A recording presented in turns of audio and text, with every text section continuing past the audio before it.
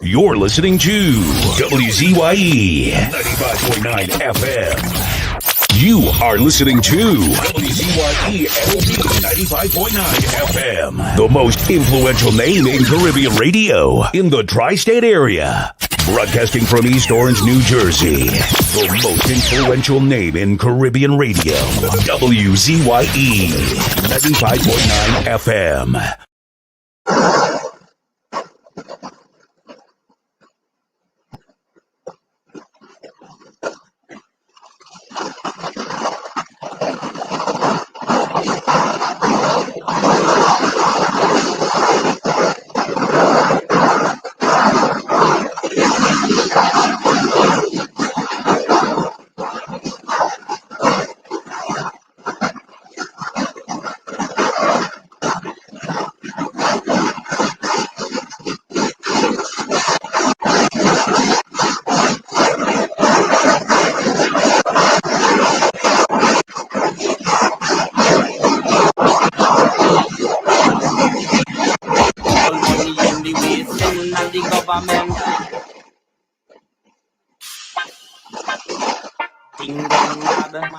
Politician are we going mad? Look at the destroying tax people money releasing and the poor people get suffering. Politician are we going mad? Look at the destroying Trinidad. Politician are we going mad? Look at the people in Trinidad. People money only wasting and the government don't know about healing. Politician are we going mad? Look how they destroying Trinidad. People money only wasting and the government talk about healing. Hey, I miss the fake oil, race, kidnapping, murder. Get county face, no road, no water. The golf course women, but the bush list missing. 1% media, Asian an agenda. Same company, paying salary. That pays when we hard get stuck. Rich look good, laughing at we. No riot yet, stupidity. Biggest budget in history. But they're saying that the MP, who thief more from all our we, the PNM or the UNC, keep the faith and time will tell. Numerous are going to let them burn in hell. Things matter, look how they're destroying Trinidad. Politician are we going mad? Look how they're thieving out Trinidad. The money only wasting and the government talk about we never. Politician are we going mad?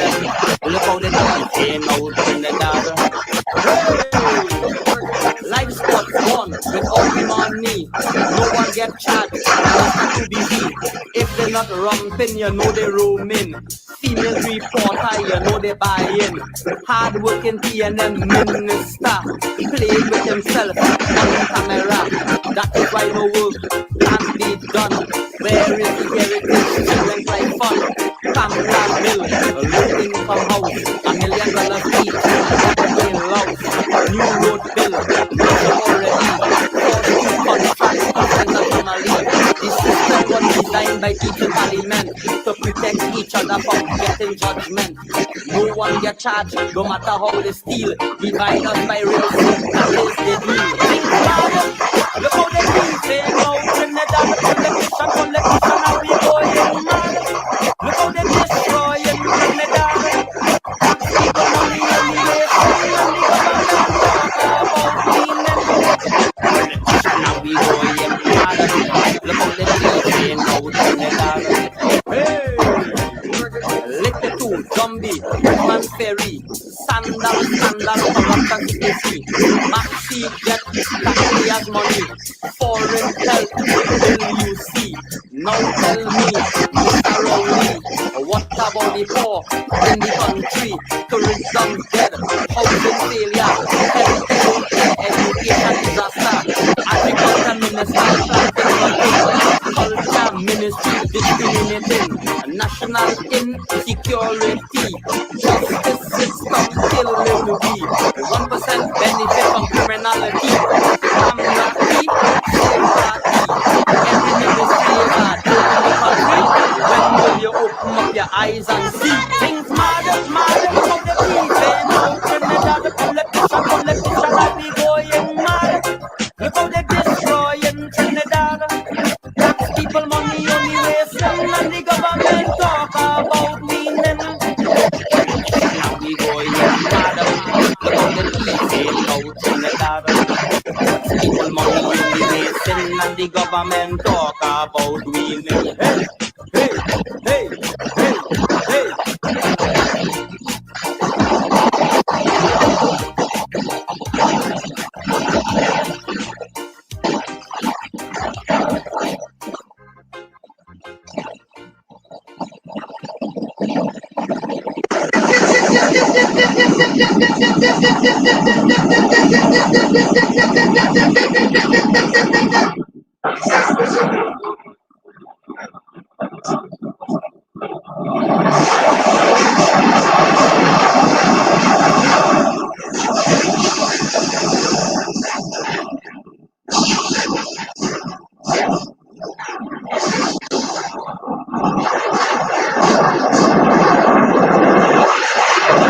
I'm not. Woo!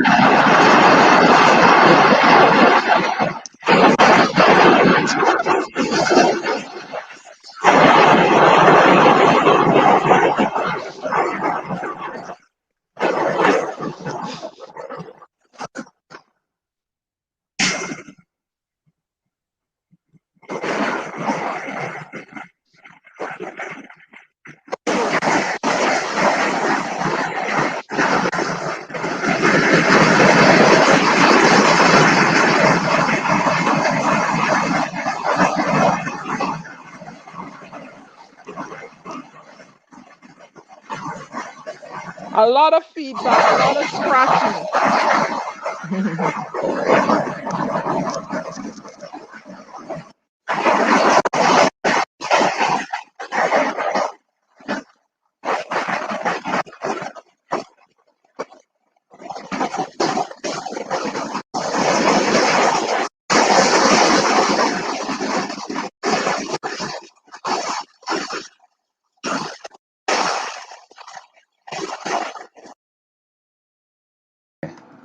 Is that better?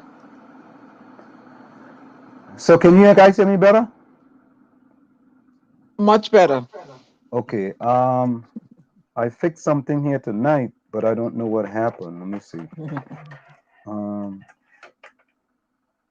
Yeah, it was I horrible. gotta get the guy to come back and fix this. I thought this was fixed, but And you still have me in as host, you know. I can't believe it though. Like you had me in. okay. All right, I gotta fix that. All right, I gotta fix that. I'm gonna fix that. Because I thought we were doing something a little different tonight. I thought we had fixed the situation with the phone, and I thought that fixed it. It was terrible. It blew my ears. Ooh, almost went crazy. But I guess that did not fix it. Let me see something. No, don't trouble it. Let me see something. Let me try something else, okay? I just I want to taking try. everything out my ear. Oh God, that is blasting in my ear. If you're gonna interfere with it, let me know. No. I just gotta know if I it's only have better. Hold on. one good ear and some. Hold on.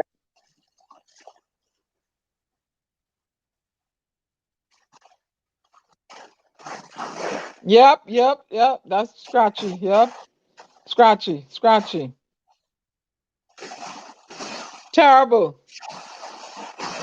Scratchy. And I'm not hearing you. And I'm not here. Ooh! Fix it. That Nope. is Leave it alone now. I've got to get my headache. that's 2. Okay. I gotta see if I could work that out. Okay, no problem. All right, so folks, just a little technical difficulties. Of course, it's in the village with the dark triplets on WZY 95.9 FM. You know, I thought we had it fixed where we actually could take phone calls, but something seems to be the matter, and I'm gonna get that fixed. I had the engineer in here over the weekend, but you know, we just gotta rectify that.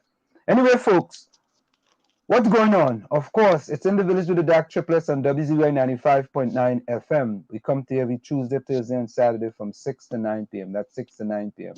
And of course, folks, it's been happening for some weeks now. The first person in the village is no other than... Fish stick. Come on, man. Keep it, you know. Why you always getting fish stick once at a rep, so? Nadia! There we go. Nadia! Yeah, boy.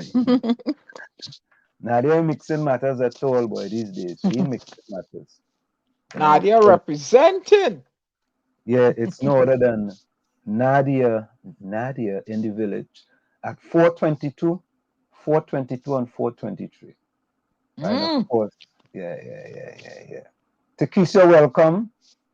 Joan Jadubir, welcome as well. Joan, you're inside. Takesha, you're inside. Vonnie Roberts, you're inside. Winston Remrick. Yeah. And it's not Katax, it's Watax. Who say Katax? Winston Remrick. What he said? What? Kakatak. Kaka. Yeah. Winston is Watax, boy. It's Watax for sticky inside. Rajvi, my partner, boy.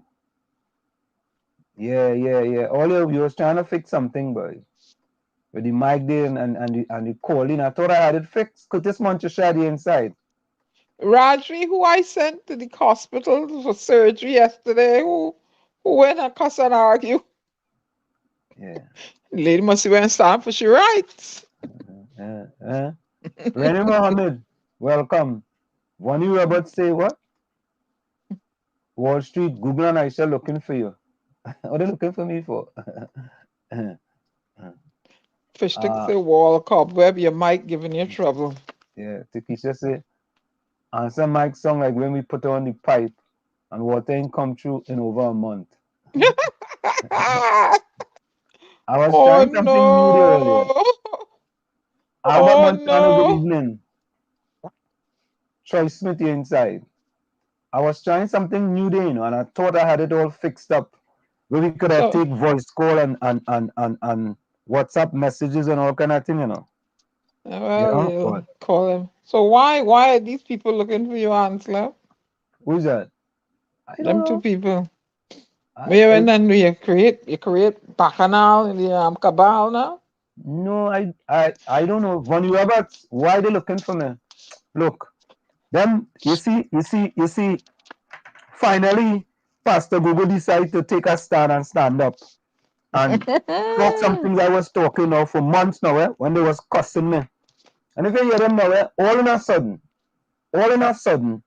just because Google jump out and Aisha jump out, all of them now jump. There's bandwagoners. It's called the bandwagon effect. That's what it is. It's such a bandwagonist. They don't think for themselves. I told you guys that, They do not think for themselves. They allow other people to think for them. So as soon as Aisha jump out, and Aisha didn't really jump out. Aisha kind of half jump out, but Pastor Google jump out and talk about the things that the PNM they do for a lot of people, what I've been speaking about now for a long time. And tonight, I want to have something I want to deal with the UNC about. And for all the people who are UNC, listen, I think the UNC, the reason why a lot of people who are sitting on the fence, right, don't want to go on the UNC fence is because the UNC tend to want to mislead people in certain things, and I think they have to be careful when they are going to do certain things, right? All right, so let me give you an example. Let me see if I have it here. All right, let me get it. All right. I'm sorry that's the first one I had to run with, but I want to let me see where it is, boy. All right, here it is. Here it is, right? So this story says TNT sidelined in major energy conference in Guyana. Oh, all right. So So Diana, if you read that, what would you think? I'm just trying to get That up. What would you think? they were snubbed. Okay, you think they were snubbed, and what else? Well, they weren't made participants, or they went over. They went around them. Oh, you someone kind of reserved, so I'm uh, just saying. I'm trying to how they use sideline here in this context. okay. So I want to read what it says, right? But And maybe they weren't a team player, maybe, or they were removed from the center of activity. I don't know. It could mean many things. okay, so if you use sideline, Hmm. what would that mean to you? If someone says sideline, Well, they remove you and put you're not a major player, okay. So unable to here's the article, right? place 2022 International place Energy in a Conference. place in a less influential position or anything like that. Go ahead. Okay, here's the article. 2022 International Energy Conference and Expo Guyana. TNT lack of an energy representative at tomorrow's 4-day International Energy Conference and Expo in Georgetown shows our growing irrelevance, even in energy matters, under a Keith Rowley-led administrations. Right? The 4-day conference will be the premier annual meeting of local, regional, and international energy experts. Prime Minister Dr. Rowley, the Energy Minister Stuart Young, and more so, Foreign and Curriculum Affairs Minister Amy Bromers explained why TNT is once again insignificantly involved in a major energy conference in Guyana. Whilst PM Mia Motley stands center stage on day one of the conference, missing is TNT and Dr. Rowley. While FCB, First Citizens Bank, is listed as a sponsor, our energy representative at the conference is negligible. Why have we not engaged Guyana with 340,000 barrels per day and set to increase to 800,000 by 2025, frontally to help revive our comatose refining industry? We have not offered scholarships to Guyana in petroleum engineering at UWI. We have not used our drilling schools in State Madeline to train Guyanese national, much as we did for Nigerian when Faisal Karim was minister. It is noted that Barbados is training 6,000 Guyanese in hotel management and hospitality. Where's our brain power in this matters? In Hmm. 2008, the CEO of Ventrin Petroleum Company, state-owned oil company in Suriname, pleaded with our Minister of Energy to make TNT intent to collaborate more concrete. All right. Hmm. So um, I'm not going to read anymore, right? But this and this is the type of thing that I like to address, right? Me personally, in that Hmm. you know. So I read this, right, and I said, but wait Hmm. now, boy. I started to think. Them people and them. Oh, I see Dr. Rudolph Ottley's already in the background, yes. So you know what, Hmm. Anna? Let me hold off on this Hmm. discussion here, and I'm gonna come back because we have Dr. Rudolph Ottley already sitting there waiting for us, and we don't want to hold him up for too long. Um, Dr. Ottley, welcome to In the Village with the Dark Triplets on WZY 95.9 FM. We call ourselves In the Village with the Dark Triplets. It's normally a few of us, but tonight we just have two-thirds of the dark triplets. That's D is Diana. Diana is considered to be the storm. And myself is Ansem or Wall Street. I'm the A in the dark triplets. The G is normally Gary. Gary is considered the phantom, but he's not here tonight. And we have a fourth person, Tommy. Tommy's not here with us tonight. So, Dr. Utley, how are you doing this fantabulous night, sir? Oh, I'm pretty good. Thanks for inviting me to your program. Hmm. Well, Dr. Utley, I was Mm. watching a program over the weekend, right? And a young lady by the name of Shirley Hendrickson, sort of introduced you and talked about your book that you have written, right? And she actually purchased a book from you on stage. Mhm. And Shirley Hendrickson, I actually went to school with Shirley Hendrickson, Calvary Roman Catholic School. I went to school with both her and her sister, Deanne. You know, we all went to Calvary Roman Catholic school back then, so it was kind of, you know, I appreciate them, you know, that Hmm. she was so conscious. But just a little bit about you, Dr. Ottley.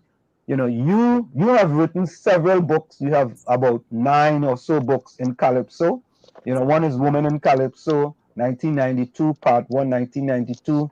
Calypso from then to now, part 1, 1995. Calypso from then to now, part 2, 1998. The history of Any Hour Sports Club, 1999. Woman in Calypso, part 2, 2007, and it goes on and on and on.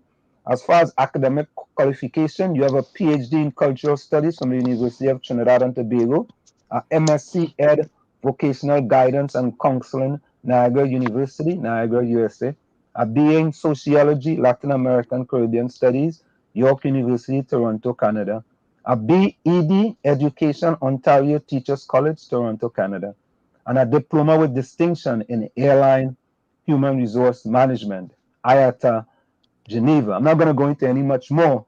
And one of the things why we brought you here is that you are the founder of the Divas of Calypso, which is an all-female tent.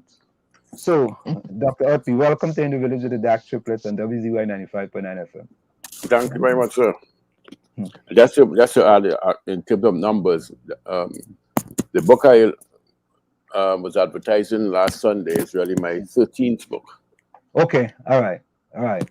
You know, so you I you're a I man like of many books, I a like the doctor of many books. I like the organization Divas of Calypso. I am a global ambassador with the Divas of Color in London. Okay. Okay. I'm also a poet and an author. So yeah, Very we gonna lingo.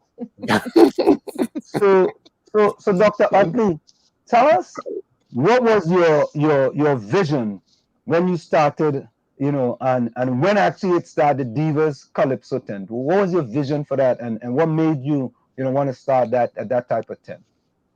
Okay. Well, I'm originally from Chinapu village in Mova, and my father was always someone interested in the Calypso art form, and through his purchasing of records for Christmas, I grew an attachment for Calypso, and over the years, whilst I lived at home in Chinapu, I recognized that there was a paucity of female Calypsonians records available.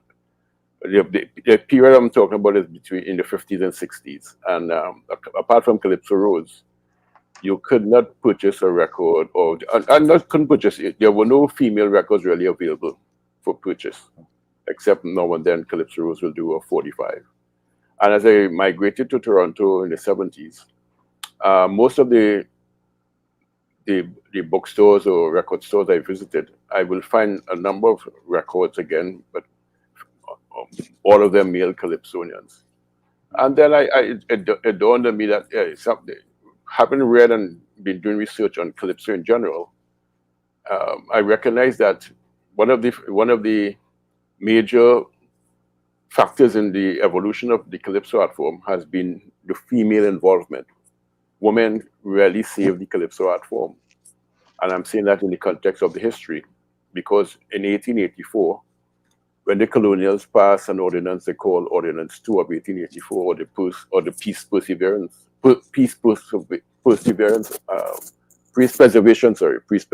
Ordinance of 1884, it was designed specifically to ban the drums, to ban the stick fights, and to ban everything that was African. And in particular reference to the stick fights and the kalinda that was being sung in the Gael, the men went underground and practiced as much as they could, or kept involved in the stick fighting and the kalinda singing, out of the eyesight of the colonials. But you know what happened? The women confronted the colonials and rejected that whole ordinance and continued to sing their kalindas, participated in their stick fights. And and because of that resistance showed by the women, you found that around 1910, when the colonials kind of eased up the pressure on the kalinda and the stick fighting and the drums, although they did not outlaw it, the men came back to the fore. And you know what they did? Mm. They re-engineered a song called the Calypso, because in the 19th century there were two political types of songs being sung in the Gael. There was the Kalinda that were mainly sung by the men, and there was a song called the Calypso, which was mainly sung by women. The Calypso now was a very vulgar song. It's a song of defiance that the women have always sung in defiance of the colonial authorities. And when the men came back to the scene in 1910, they stole, I would say, they stole the woman's Calypso and re-engineered it, redesigned it to fit the structure of their ancient Kalinda music. And out of that re-engineering, what we now call Calypso was born. And the point I'm making, that had not the women retained that Calypso and retained that defiance of colonialism and the colonial powers, we may have been listening to a different music in 2023 in Trinidad, and particularly in the Caribbean. And as a result of that kind of historical research, I decided to not only talk about it, I decided to write based on research. So I did, as you mentioned, I did my first book, Women in Calypso, in 1992. And so I recognized that apart from writing and sharing that information, I need to delve further into the history of the Calypso, and in particular, women as a major component of the art form. As a result, I started my PhD work in 2011.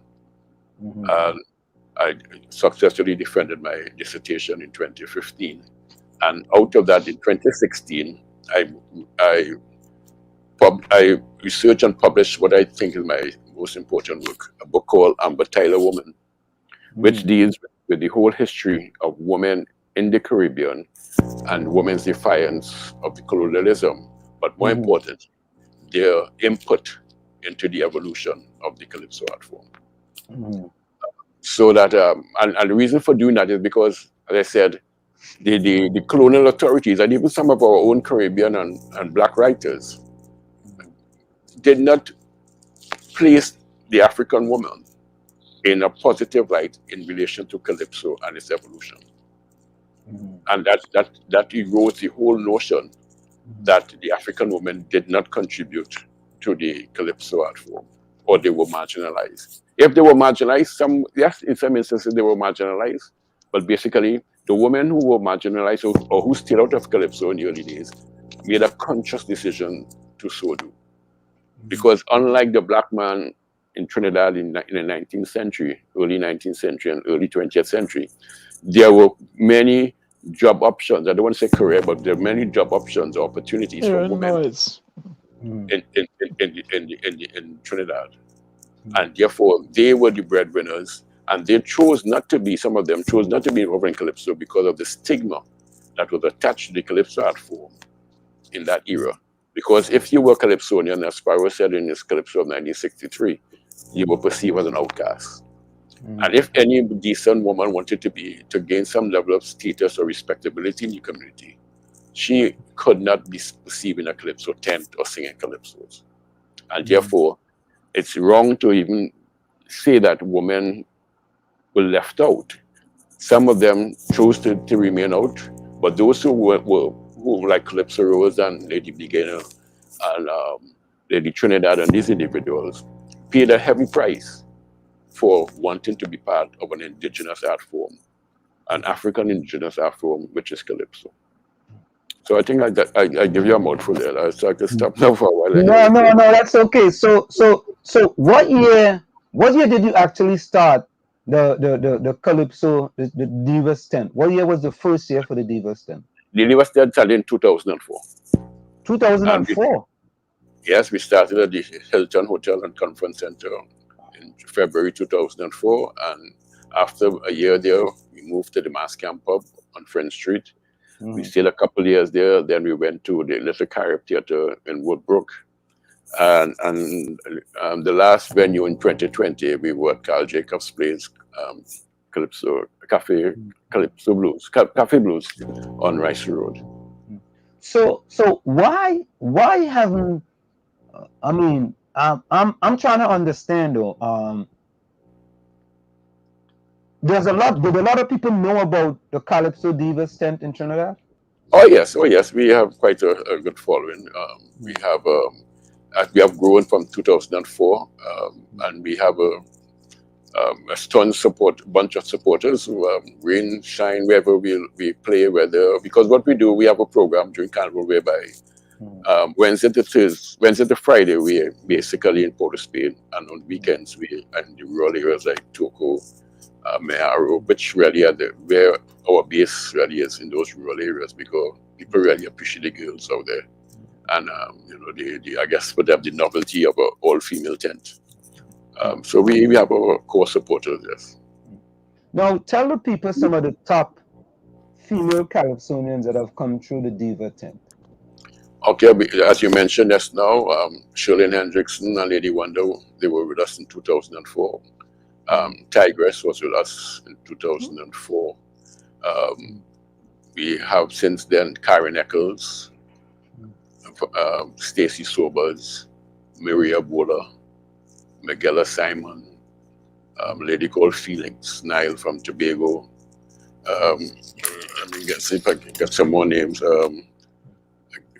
Crystal Charles, Lindsay, Vonique Benjamin, Carly Gray, Jelena Diamond, and a whole bunch. We have a core about 18 women. We have changed some over the years, but we have a main core who has remained with us from 2004. Wow, that's very interesting. That's very, very interesting. Dr. Ottley. Go ahead, ma'am. Yeah, Dr. Ottley, when I was younger, I wanted to learn to, Ansel was going to correct me, beat pan, but the stigma associated with that, I'm a lass of the 70s, it was like, oh, you want to go and learn to play pan?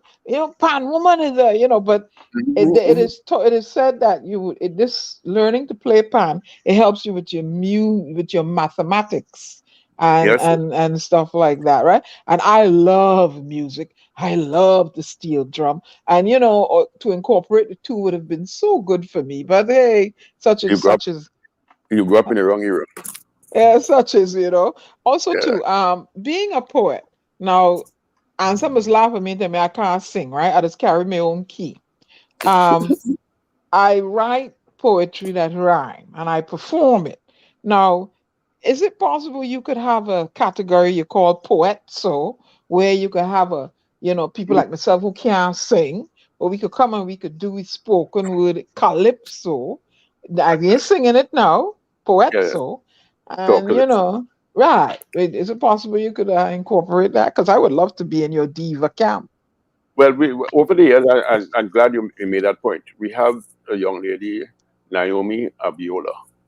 Okay. We call her Lady Hurricane Jean. She was with us for over 8 years, and she is also a poet. She's a rap artist and one of our better MCs over the years. She lives in Toronto at the moment. So that's kind of what she brought to our cast. She did talk calypso, she did monologues and those kind of things. So yes, we'll welcome you, man. Anytime you're in Trinidad, All right, cool. Right. you have a spot to do some poetry. Yeah. So Dr. Ottley, I looked at the people that were selected for the March Class show this Sunday, right? And I see one female, Joanne Rowley, Tigress. And I asked myself, what century are we living in? I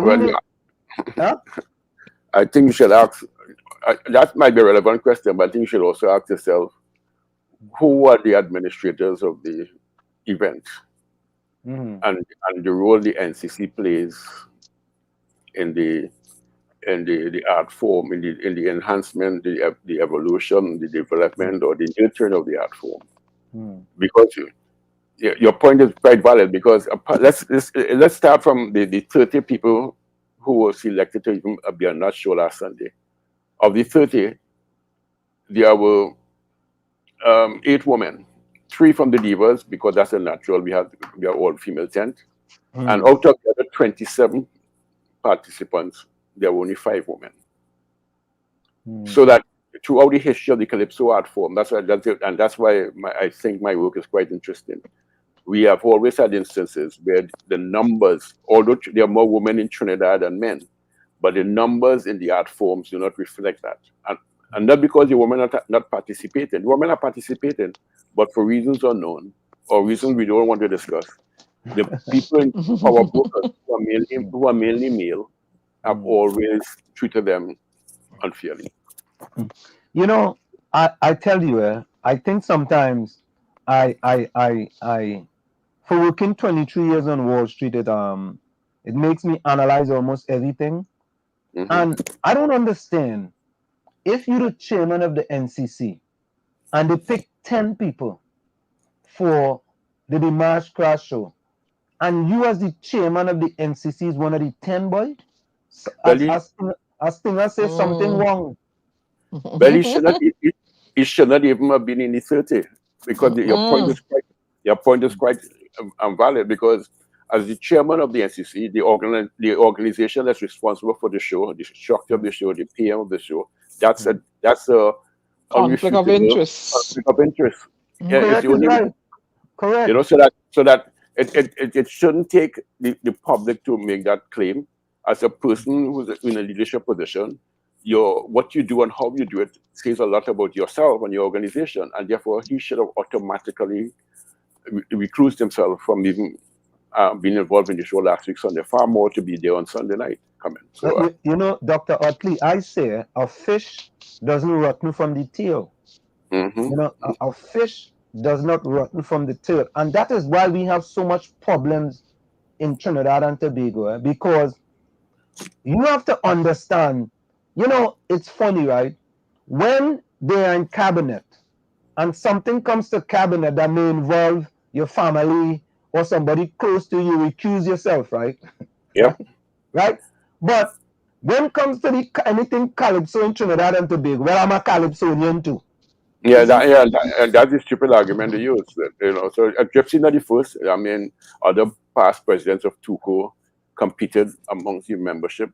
So it's almost a tradition in the art form that, you know, people feel that their position should not hamper or deter or oppress their desire to be competitive, which, you know, again, does not really reflect on the organization, or even on the society, because the members of the fraternity should really be out there marching and protesting that.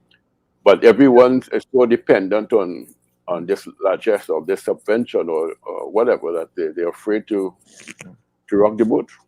No, I hear exactly. I know exactly what you mean. But not only that, right? I look at this lineup for the March class, and I'm like, they really want people to look at that, boy? Well, I think the intention behind it is to showcase popular music. Those people they selected have made some important calypsos over the years, popular calypsos, and I think they were trying to get away from having too many politically designed calypsos on the market. You mean PNM calypsos? I don't know what you're talking about. I don't involve me in that. We're living in America, you know, but we are finger on the pulse, you know. Yeah, you stay there. You see what you want to say. Don't involve me in that. All right. They wanted vintage, popular calypsos that the people could relate to without offending anybody. Non-political calypso. You say that. I am just saying they wanted vintage calypso. Dr. Ottley, that's why you're a doc, you know. When your station turn off, I had to sit down here and deal with these people. You know, I understand fully well, you know. But listen, I like Johnny King, you know. Johnny King, I could listen to Johnny King. Johnny King have fantastic songs. Okay, I'm glad you said you like Johnny King. Again, in another level of conflict of interest. Johnny King is an executive member of TUCO. He's the chairman of the East Zone. He's also the manager of a Calypso tent. He should not, just like Gypsy, he should not have participated in the competition, in the show. So it's something that it's endemic in the cultural fraternity, where people have absolutely no regard for status, for position, for fairness. Let me say that. Because Johnny King, like Gypsy, should not have been there. But look at that. I just shouted him in because, I like his song and thing, I didn't even know that. But that makes a lot of sense. And if I continue on the Johnny King story, Johnny King's brother, Ainsley King, is now the president of TUCO. Look, I didn't make the connection, Well, all right. So it's so sometimes we talk about Gypsy, but it's throughout the system. It's throughout the executive system. It's like a pandemic, but in the system. Endemic. I was gonna get to endemic, but I want to call it a pandemic. I actually wanted to call it a pandemic because, and something, and to me that's part of the problem, because here we are in 2022, and TUCO doesn't have a place to call its own. There is no home of TUCO, and that saddens me. For all these years you have been in existence, you've been getting subventions from the government year after year after year. You ain't put aside a little bit of money and do a little investment, do a little interest, so you could actually have a place of your own. I'm not sure the place in on Germinum Avenue, I think that's where it is. No, right? that's rental facility. Oh, you see, right. So I didn't want to cast aspersions, but to me, if you were in existence so long, and all these allocations you have received from the government, and you don't have a place to call of your own, something wrong. Well, and fairness to some degree to TUCO is that the subvention that they receive annually is designed specifically, given the contract with TUCO and the NCC, is designed specifically for the facilitation of the competitions. Now, I'm not saying that you couldn't find ways to put aside something, but Dr. Ottley, you're doing some gymnastics there, man, No, I'm doing gymnastics. We're on the balance beam now. No, I'm being level with you. I was a member of the executive of TUCO from 1993 to 2003. So I know how the system works. I know what the subvention is. You see, one of the things we need to look at when we talk about the government's input in culture, giving people, organizations, money for prizes, that is not developmental. That's for a specific event. Had the government said, okay, TUCO, we're going to give you $2 million, 500,000 for your prize and competitions, and the remainder, 1.5 million, for your developmental programs, which means music literacy, infrastructure development, tours, conferences. That's a different thing. But I'm saying, in spite of that, TUCO had I'm supporting your view. TUCO had a responsibility to find ways to ensure that if you get 10 cents, you put away 2 cents. And therefore, you could use that 2 cents to build your home, get health insurance for your members, and different things. Yeah. But and that's why I say that, because whenever I come to Trinidad, I love to go Skinner Park. I used to love to go Skinner Park. I come to Trinidad. My journey coming to Trinidad was to actually first start off in Skinner Park. And for all the years I come in Skinner Park used to be ram jam, pack out. So to me, that is gate receipts. Well, again, if you one of my books, Subterfuge and Intrigue, the formative years of the Trinidad Unified Calypsonians organization, the hidden narrative, deals specifically with that, whereby those same figures you call, TUCO's response to that is that when we see 30,000 people in the stands, actually only 5,000 pay entry fee. whereby they claim they have to give to sponsors, they have to give to members, people who sell tickets, people who storm, and a whole bunch of reasons. Whereby they're saying basically the fiesta, in spite of how it looks crowded and well supported, it's not a financial benefit to them. Now you take that how you want to take it. well, Doc, all right, let's put Skinner Park aside, right? What about, let's take out 2 weeks out of the year, which is the Carnival week, which I think will be the most, lucrative parts of the year for Tuco, right? What about other times outside of those 2 weeks during Carnival? How about having events outside of that during Carnival? Or not even that.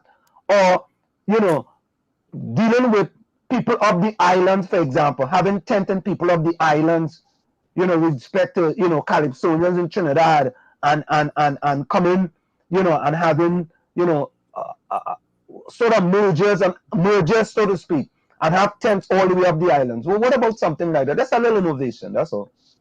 Well, it's not really new, because if you look at the operation of Calypso Spectacular, that existed from 1982 to 2005. At the end of the Calypso season in Trinidad, they went straight to Barbados, then they will go up the islands, and then they'll be in New York for Labor Day, then they'll be in Toronto for Caravana, and they travel the circuit. Because again, there's a difference between privately owned business and government owned business. Privately owned business, you find creative ways to sustain yourself. When you're a government business and you are dependent on subventions, or you see the government as being responsible for your financial and other futures, then you just go through the motion on Carnival time, you get your money, and after Carnival, individual artists seek their own, find their way around how they could. And the point is that since 1998, really, when Tuco got was ordained by the government to be solely responsible for Calypso, you found that a lot of private businesses who would normally run Calypso tents withdrew from the market. The review tents, the Sparrow Young Brigade, and all these things, except the review still happening now, but the other private investors in Calypso tents withdrew, and therefore Tuco became the sole owner of at least 6 Calypso tents. But in doing that, it became almost like a welfare state where people, because of their membership, were allowed to sing and perform without having any kind of credible work or important work.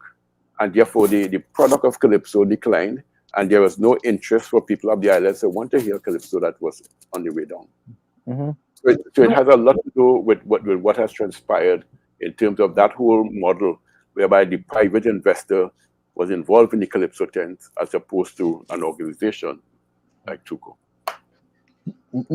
Doc, it's interesting, right? And a few years ago, I came to Trinidad. I had a project because I had a bunch of people up here, a bunch of investors who wanted to invest in Carnival in Trinidad and Tobago. And I went to Tuco, I went to the National Carnival Band Association, I went to the NCC, I went to all of them.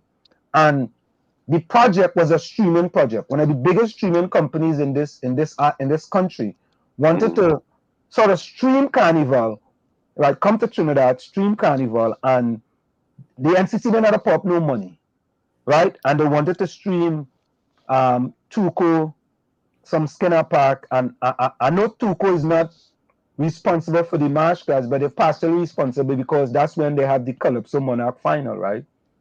And Doc, I have to tell you, I jumped through all kind of hoops in Trinidad and Tobago to try to get these people to make money 365 days out of the year. And you know who was the leader of jumping through all them hoops? NCC. That back then was Kennedy Silva.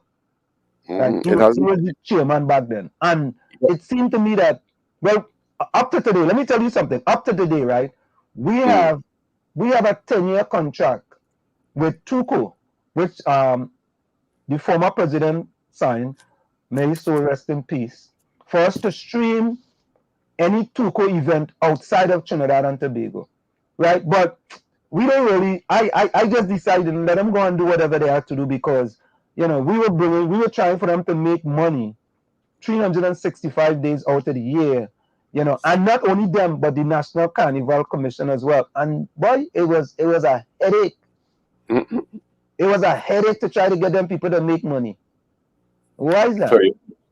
Well, because again, maybe it did not appear to be something that the individuals at the helm could have benefited from. Because again, it appears that it's only when it's at their personal interest that they, corruption. I'm not saying that. You saying that, Miss Lady? Well, I could say. I didn't understand the system, though. That's what the problem was. I could let it be known that Dr. Rudolph Ottley didn't say it. Diana Benskin said it. It's full of corruption, and I ain't afraid of it. I ain't afraid to say it, Doc. It's corruption. Okay. All right. Yeah. So, Doc, I was flabbergasted, and I went to Tuco, Trinbago, the National Carnival Band Association. That was before it changed. Before it became Trinidad and Tobago Band Association. That's a story for our next day. And the 4 or 5 groups that makes up the National Carnival Band Association that sits on that committee. And I mean, I went to the place. We had meetings and all kind of thing, and I say, well, yeah, boy, we're gonna move this thing in a different direction. They wanted to make a movie. The company actually, we actually had a movie company. They wanted to make a movie out of Carnival in Trinidad and Tobago. And this wasn't for a 1-year thing. This for a year after year after year. Because today, Doc, many people, sometimes people in this country just call and ask, boy, and Slim boy, where they streaming this thing, boy? Where they streaming that thing? Where they streaming this? Where they streaming that? Well, I will want to say, in the interest of culture, don't give up on it. I think you should try again to get some Tuco or some other interest group, or even DIVAS. I mean, for example, we are having a show on International Women's Day on the 8th of March. If you're interested, I submit if we could look at it in terms of streaming. We are having a show also on the 18th of April, which is Kitchener's celebration of Kitchener's 100th birthday. That's something we will want to do. All right, so Doc, what I'll do, we have a gentleman in Trinidad. I'll put you in contact with him, and we'll have that discussion, because I think it's an important discussion, because people in this diaspora here starving for something for Carnival. We starving. So you're not on the you're not enjoying the Taste of Carnival thing that they have? No. You want with the cow pen? No. You want with the cow pen? No. No, we're not. No, that is pure cow poop. Okay. No. Yeah. We call it. We up here call it cow pens. But Doc, here's my question, right, Doc? As I tell you, I think that's analyzed things too much, right? I asked this question. So the chairman of the NCC, Winston Gypsy Peters, went to Miami to learn about what Miami was doing for Carnival, right? And then he comes back to Trinidad and he puts cow pens in the savannah. Well, in fairness to him, it's not only in Miami. If you look at the World Cup cricket in October last year in South Africa, it's the same thing they did for the World Cup, And I think that probably motivated him, combined with what he saw in Miami, to come to Trinidad with that. Except that I think two things there that challenges me. One is that watching cricket and being involved in a carnival event in Trinidad is two different atmospheres. Night and day. And then the people who occupy those seatings or pods are two different kinds of people. A white person in South Africa watching cricket, and an African or black person in Trinidad watching or listening to Pan in the savannah. It's two different kinds of behaviors you're going to get. So the question begs itself as to when Desperados was playing on Saturday night coming, and they start a ramage with party tonight. The average Trinidadian will sit or stand in those pods for the entire performance, or they're going to come out the pods and go as close to the band as they could. So I will be home watching to see what is the reaction. Top Because of the hour, Anselm. Yeah, they coming out of them cow pens to go and get some grass. Doc, exactly. Hold on, Doc, hold 1 minute. We got to go for a quick station identification. Of course, folks, we have with us tonight Dr. Rudolph Ottley. He's the founder of the DIVAS Calypso tent in Trinidad and Tobago. It's in the village with the dark triplets on WZY 95.9 FM. We're going to go for a quick station identification, and we're going to be back. Stick and stay. Don't go nowhere. It's in the village with the dark triplets on WZY 95.9 FM. You're listening to WZYE 95.9 FM. You are listening to WZYE 95.9 FM, the most influential name in Caribbean radio in the tri-state area. Broadcasting from East Orange, New Jersey, the most influential name in Caribbean radio, WZYE 95.9 FM. We are back with you. It's in the village with the dark triplets on WZY 95.9 FM. If you have just joined us, we have with us Dr. Rudolph Ottley here with us tonight. He's the founder of the Divas of Calypso tent, and that's just one of the things that he have done in his life. He have wrote many great books as well. You know, we're gonna address a few of those books in a little bit. But Doc, I want to get back to the cow pens, right? And yeah, here's my thing, right, Doc? I think no, let's be fair. It's not cow pens. The pod. Let's call it thing what it is. It's a pod. No, Doc. It's okay for you to call it a pod, right? It's okay. I don't have a problem with that, right? But Doc, here's why. When you come away and you see something in South Africa, all right. But you know, Doc, you know those steel gates that they have, those police barriers. Those police barriers. You know, in this country too, they have had events where they have 3 police barriers, and it actually costs them nothing or little or next to nothing because it's provided by the local police. And it's still, in that instance, it's still a pod, right? But here's the big question, because I worked for 23 years at the New York Stock Exchange.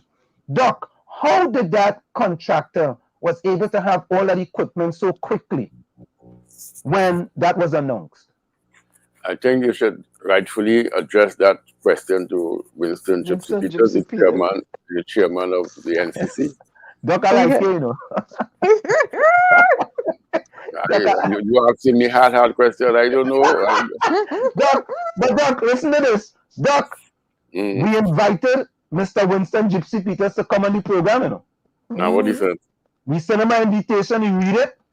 You have to understand he's busy now, you know, nobody all these different events. But Doc, I see I like you. You're trying to help him. You know, that's why you're going on the balance beam too often, Doc. Doc, what happened? Doc, a good friend of mine sent me his number and said, listen, call him right now. Right? I called him 5 times right now. Right? And I said, well, I know the fella very busy. Let me send him a WhatsApp too. But think about this, Doc.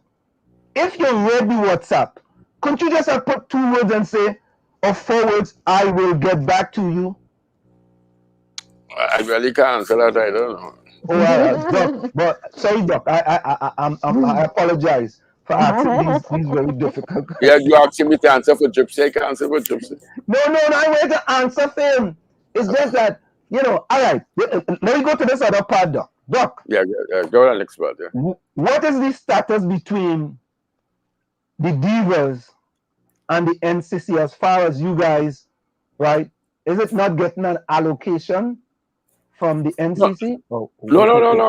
We have always been singular purpose in terms of our own existence, operation, survival. We don't want anything from anybody except when they had this program called the Taste of Carnival, and they selected some tents. And all we were asking was the criteria they used and why Feedback. the why the divas weren't selected. I know.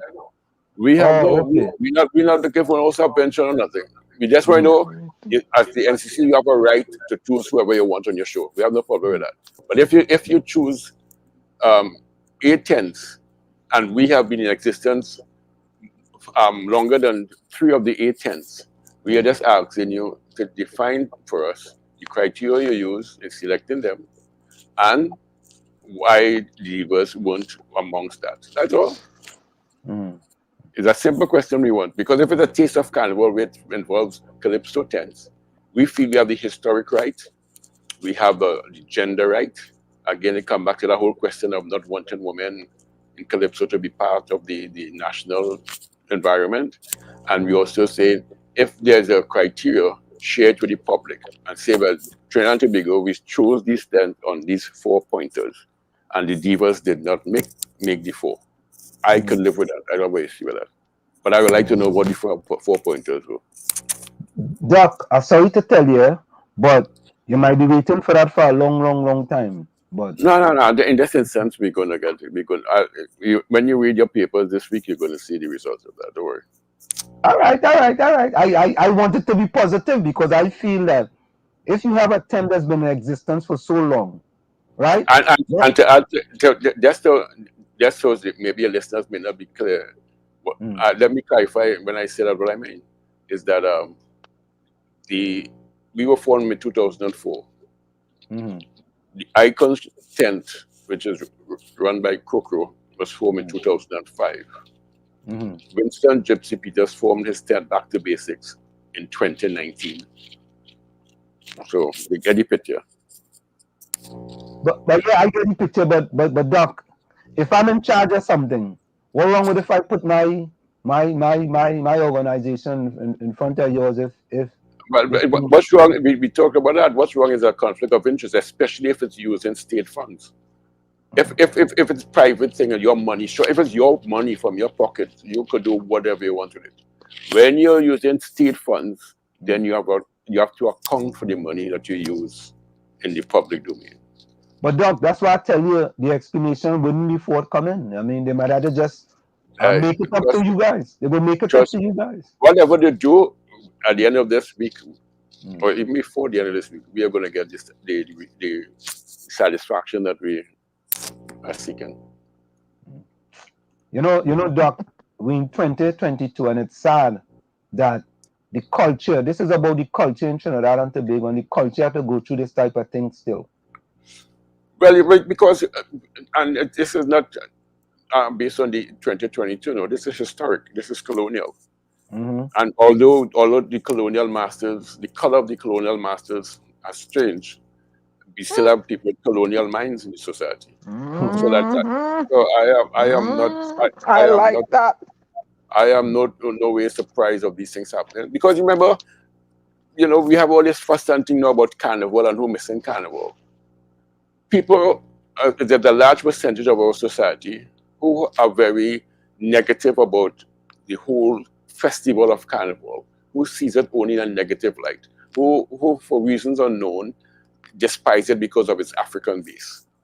And that is a reality now in a multicultural society, where some people who because they're culturally different, do not appreciate other cultures. And that is what we have to deal with. But be that as it may, we ourselves are our own contributors to that negative response, because of the way we behave, the way we treat our own people, the way we treat our own indigenous art forms. And therefore, if I am culturally different from you, and I see you kicking down your garbage pan or abusing whatever, or bad talking your own Calypso, then who am I not to do it? So until we who of African origin, who are responsible for the indigenous art forms of Trinidad and Tobago, show more respect both for the art form and the practitioners of the art form, then we let ourselves to expose to every Tom, Dick, and Harry to treat with the art form in a manner they choose to. So we are, in a large way, responsible for the negative things and the negative reactions that come towards our culture. So Doc, you have several books, right? What is your latest book that you have written? What's the latest book again? This book is Calypso Fiesta, the gateway to the Calypso Monarch competition at Skinner Park. In other words, it documents the Calypso Fiesta, where it all started. For example, a lot of people who've grown up in the 80s or 90s will be of the view that Calypso Fiesta really originated in San Fernando and at Skinner Park in particular. But the history has shown that the Calypso Fiesta really started in Port of Spain at the Guardian Sports Club. And then it was moved to the Savannah in 1961, where it remained until 1963. And it was moved to South in 1964, when the Carnival Development Committee of the time felt that they had to spread the major carnival activities throughout Trinidad and Tobago. We already had Panorama in North, which started in 1963. So we're going to move Calypso Fiesta, which was the original name, to San Fernando. The first place it went to in San Fernando was Naparima Bowl. It stayed there in Naparima Bowl until it was moved in 1971 to Skinner Park, because they tried an experiment based on an event that took place in 1970. The Fiesta in 1971 was not as successful as they thought it would have been, and they reverted to Naparima Bowl in 72. They remained in Naparima Bowl until 1977, whereby in January 1977, there was a fire in the Naparima Bowl, which meant that they could not keep the Fiesta there in 1977. And that's when they went back to Skinner Park. And it remained in Skinner Park from 1977 until 2019, because in 2020, because of repairs being done at Skinner Park, it was moved to Garacara Park in 2020. So Dr. Ottley, somebody says, Dr. Ottley, it's a taste of carnival. Maybe NCC don't like your taste. I totally agree with that. I support that, but at the end of the day, it's not what they like. That's why it's a national festival. They have no choice in that matter. But we'll deal with them. We don't worry. That's small thing. Yeah, hold on. I have a few other questions here. Anything? Okay, but let me just tell you. I have another Zoom meeting at 8:20. Okay, yeah. Give us one more minute. I saw another question here for you. Hold on a minute. I want to ask this other question. So Miss Poet, what's your name again? Diana Benskin. Benskin. All right. So it's London you are, or Manchester? No, I'm in Connecticut. Oh, Connecticut. Oh, I did Hartford University. Oh, okay. And you just prodded me to something you said. That's how I create. I listen to people when you said the color of the colonial master has changed, but his mind dwells under my skin, completely deranged. Yeah. Wow. Yeah, very nice. So Doc, here's the last one. Doc, how about a voting link also, so that the citizens choose their winners? Chutney Monarch has it. What do you think? That's the way to go. I think it also will benefit the communication company, so that people will pay and they will get their share of the pie. And yeah, that's the way to go. That's how it is done. Yeah, I like the poet so too. The minute you have that talking thing, I'm gonna come and I'm gonna do the spoken word calypso. Yeah, just keep in touch and we will ensure. I'm not looking to win. I'm just looking to perform and do my thing. Yeah, because we also have a lady. We have a lady called Princess Margaret, who does a lot of stand-up comic routines for us during the show. Because what we try to do in our program, we don't just have people singing. We have the poetry, we have the stand-up, we have routines, we have limbo. We have a lady from Atlanta, Natty. She's nice. She's in Atlanta. She comes from every year. So we have a varied program, which makes us very unique at the Calypso tent, because we don't just have performers singing. So Doc, bring it outside. So Doc, we want to thank you so very kindly for taking the time to join us. Any closing words before you go? Yes, I just want to say I wish your station much success and much participation by your tri-state community. Keep the flag of Trinidad and the Caribbean flying high, and let's hope that both ventures, your station and the Divas, will move from strength to strength, and with the inclusion of your poetess, your poet lady in the next year, the Divas, we will be going to higher heights. That's Correct, right. correct. And we'll be in contact with you, okay? Thanks a Okay, lot. thanks again. Thank you Have so a good much. evening. Take care. Okay, bye. All right. Right. So, folks, there you have it. Dr. Ottley joining us here in the village with the dark triplets on WZY 95.9 FM. I like that. I like that. That was very interesting. What Fish Stick said? He go vote for me, not for my singing voice, but for my what? Because Fish Stick, you've never heard me sing. Watch yourself, lad. Watch yourself. Okay, good. Albert Montano said, "Answer me, the man alone. Ask easy question." Albert, how you gonna come in the village? I don't know how to ask easy questions. We have Lion's Love, sir, as it is right now. Our culture is being used to enrich other groups of people. My question is, how can we African people keep the wealth of what we created in our community? Thank you. It's true. You see the Cubans making money out of singing crazy song. Please. They're singing crazy song. You never a pan center in North Carolina? They're making pan down there. Why? How come they're not making? I don't know. Well, I love to see Jason Thomas is here. Jason, are you hearing us? I know Jason been waiting for a little bit. He come in real early, boy. Jason. Let me see if I bring Loud and clear. Hearing you loud and clear. Yes, good evening. Good evening. Yes, hearing you loud and clear. All right. You off camera already? Oh, okay. I must switch on the camera. Yeah. We like to see people we talking to. Hey, yeah, Jason. man, yeah. Yes, of course, it's in the village with the dark triplets. We only have 2/3 of the dark triplets here. That's D and G. D is Diana. Diana is considered to be the Storm. I am Ansem of Wall Street.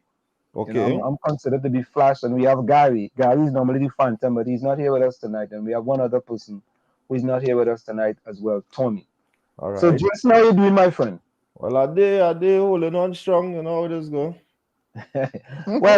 well, Jason, the reason how I saw you live on your page, right? And I said, but wait, now, boy, that is when people are to go through in 2022, boy.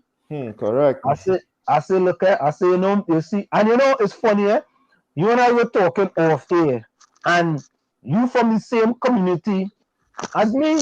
We are from the same community, man. Yeah, born and bred, Laventil. You from like, you tell me what's wrong with some Village Council Street. Village Council, I know Village Council. Village, I around the corner in Snake Valley. Right.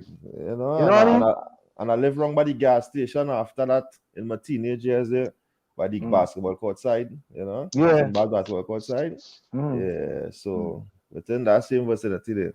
Yeah, man. I think it was like a kind of inspiration thing that happened. I just saw the live and right away. I just want to look for your name on Facebook and say, well, that's how the energies just connect. That is true, That's how the energies just connect. And I see you there fighting for them fellas and them. Because Jason, tell us a little bit about your background at SWIMCOL. What do you do at SWIMCOL? Tell us a little bit of your background. Okay, so presently I'm a driver, right? I do the shuttle driving because the location of the dump is on the highway and there's no walkover and such. So we have a shuttle service that does transport workers, from Port of Spain instead of coming up and they had to cross the highway walking to cross, we have a shuttle service. But I started off at the age of 17, right? And I used to wash trucks and stuff like that. I work in the stores, and I used to do all the work in the paper factory section. Them time that a paper factory department, which they just open up a lot of things and close it down, and like they ain't really sure about what they're about. You follow? Like a lot of the different things in Trinidad as well. I was now talking about the inefficiency of a lot of the things that Trinidad supposed to have working, and yeah, so in terms of waste management, we behind time. We like in the 1900s still, as I say, it's like we're doing things as in 1902, nowhere near the 20th century. You understand? So Jason, what are some of the difficulties that these people they are faced on a daily basis, man. How do they survive? Because I mean, working in a dump is not easy. How do they survive, man, on a daily basis? But for one, the survival is crucial because for one, the working with the worst slave salaries, we work with the worst slave salaries, and the conditions is very extremely inhumane, totally unacceptable. You understand the conditions with the dust, the toxic methane gas. I don't know if you had noticed in the video, you'd have been seeing the dust when the vehicles passing and that kind of thing. Because as I say, they call it landfills, but we don't have landfills in Trinidad and Tobago. We have dumps. You understand? Dump sites. They call it landfill, label it at landfill.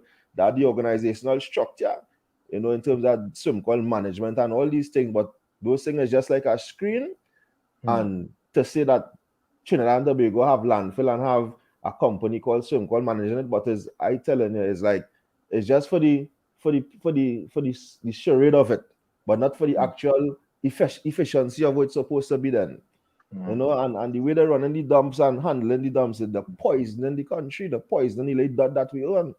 That is why I call it on the union president to do a air, water, and soil quality test. You understand? Because definitely we water streams and aquifers definitely being filled with leachate. Leachate is the black substance that is come out from the garbage, especially during rainy season. You understand? So has there been any improvement in that place in the last 10 years? None whatsoever. Absolutely none whatsoever. As a matter of fact, in a meeting last year, I had to tell a panel with the CEO, the HR manager, the IRO, and a general manager, they here collecting free money because they most of them there 5 years, between the four of them 6 years and so on, and absolutely no kind of improvement in terms of the company operations and efficiency at all. No kind of improvement in infrastructure for the workers.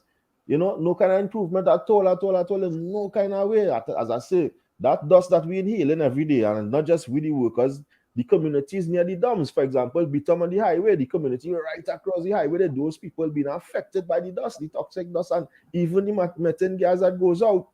You follow? And in a real landfill, from as far as I understand, is that a real landfill is something that's called lining. That is to kind of like trap the seepage or the liquid from going down into the water aquifers and so on. And it's supposed to have things to reduce the dust. Or actually, it is be set in a way that when the wind blows, the dust is sent a certain way. And apart from that, even more serious than that, a landfill is be away from communities, far away from communities. Yeah, that's correct. You understand? That's correct. To begin with, you understand? But I tell you, we here in Trinidad accept a lot of things that is wrong, knowing that is wrong. We have the people who here that went to they send them to train back in before they had the SWIMCOL plan in 1979. As far as I understand, they would have sent a team of people to one of them foreign countries. I can't remember exactly, but they get the training and the specs to come back with, which they did. When they come back with these things, and these things like they just rest in our office, collect dust, and nothing is applied. You understand? Nothing is applied. They will have budget, allocate money to what's supposed to do certain things. They put square pegs in wrong hole, and everything is just fall apart instead of go the way forward it's supposed to go. Now, Jason, somebody is saying, Jason, all of us get tested every 90 days. We just barely get medical here. And our agreement, right? Because there's a union, a recognized majority union, right? Which I am also a trustee, an executive member of, but that's a whole next issue by itself, right? But anyway, so in our agreement, it clearly states that we're supposed to get 2 medicals per year annually. And most times it take a year and something before we can get one. And even when we do get the medicals, then when they test we for certain things, the kind of things you're exposed to, especially the carcinogens, the cancerous agents. You know what I mean? We ain't really getting tests for the kind of cancers. Trinidad have a high cancer rating. And I want to believe a contributor to that cancer rating is because of the way we handle the waste in the country. So Jason, do you all have special type of face mask, just special type of gas mask, or Nope, nope. Normal dust mask. Normal dust mask. normal What? gas mask? Normal dust mask, I'm telling you. We be normal dust mask. Y'all Normal have dust mask. gloves. Y'all have gloves and Yeah, we get like gloves, we will get like uniform coverall and that kind of thing. Yeah. You know, but normal dust mask. so let me step back a little bit, right? In at those dumps there, well, actually at the BTAM dump specifically, there are other departments. I work in the transport and engine and transport maintenance department, right? That is where they do the servicing of the vehicles and the stores and all these things, which actually not supposed to be at the dump site. A landfill, a real landfill, supposed to just have landfill operation, landfill workers who will be specifically trained, equipped, and geared to carry out such functions. But when you have 2 and 3 different departments behind that gate in that compound, you placing lives at risk unnecessarily. You understand? I remember I told CEO and chairman some years ago, Ray Braffett. He was the CEO and the chairman of the company at that time. And he was beginning to do the works of moving out the other departments, some being there. He had actually start and move one of the departments, which was the portable toilet department. He moved that department from there, and recently the new CEO right now bring back that department and place back these workers in harm's way again. You understand? In the dump compound. You understand? So it's a whole total madness, I telling you, and it's like nobody really seems to really care about the workers in the dumps. You understand? In terms of from a government level and that kind of thing. And I as one of the workers that is trying to victimize because of being boisterous and not being afraid to speak out. That is, as a matter of fact, in 2007 I was wrongfully dismissed for 3 years. Right? Yeah, I was wrongfully dismissed in 2007 for 3 years. Were you compensated for the 3 years? Well, that's another story. As I say, we have a very small in-house union, and the company that's right up on that wave. That as that same Ray Braffett man that say back then when he was there, he said, "Oh, like penny union," because we have a very small union, in-house union, and it's really not effective. Oh my So God! all in that part of the PSA or anything like that? Joint trade union movement. I actually went a couple of meetings and so on with Ansel Rojan Day, and many times we'd have raised the issues towards them. They would have come and raised the issues, but the thing about it, a lot of things will be raised, placed in black and white. The media go raise it, and it go just be there, and people be like, "Oh gosh, boy, that is what going on there." And by 5 minutes after the program finished, it's like everybody forget the whole issue. You know what I mean? The issue no longer exists. You follow? So that's the thing, and I am as a worker there, I am always in a situation where I just be frustrated to know that this place can be so different, and it's all right where this thing's supposed to go, and these people know it because the safety officer assigned to the BTAM dump, she came to a meeting, I think it was last year or year before, and she was like saying to me and one or two other workers, we in a unicorn bus. In the real world, this could never be. You understand? As a matter of fact, she's supposed to be stationed at the dump, at the BTAM site, and she wouldn't put herself there daily like the workers, because she understands and knows the dangers of being there. Who's that? The safety officer assigned to the BTAM dump. What portfolio the dump falls on? The Ministry of what? We under the Ministry of Public Utilities right now, presently. Over the years, they used to shift it around from local government, and most of the time since I'm there for the 21 years I'm there, most of the time we've been under the Public Utilities Ministry. But presently we under this guy Marvin Gonzalez? Marvin Gonzalez, yes, that's the name. Marvin Gonzalez. But are they aware that of the importance of you people there? You are essential people. It doesn't seem so, because if I don't know if you got to see the live that I made that Mr. Yeah, I did. Talking about. I'm the one that sent it to him. Oh, okay, thank you. So I'm the one that sent it to him. I raised the point to him about the fact that the highlighting the nurses and the police and the risk involved and how they're overworking and so on, but nobody seems to recognize and remember the sanitation workers.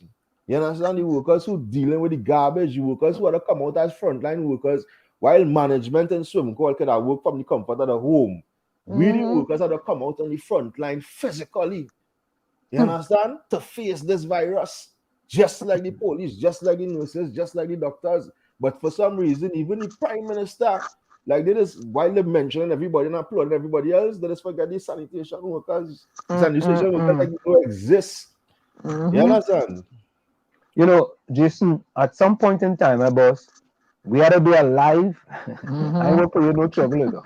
Now, I ain't afraid of that at all, because at the end of the day, look right now, just from that live I did yesterday, right?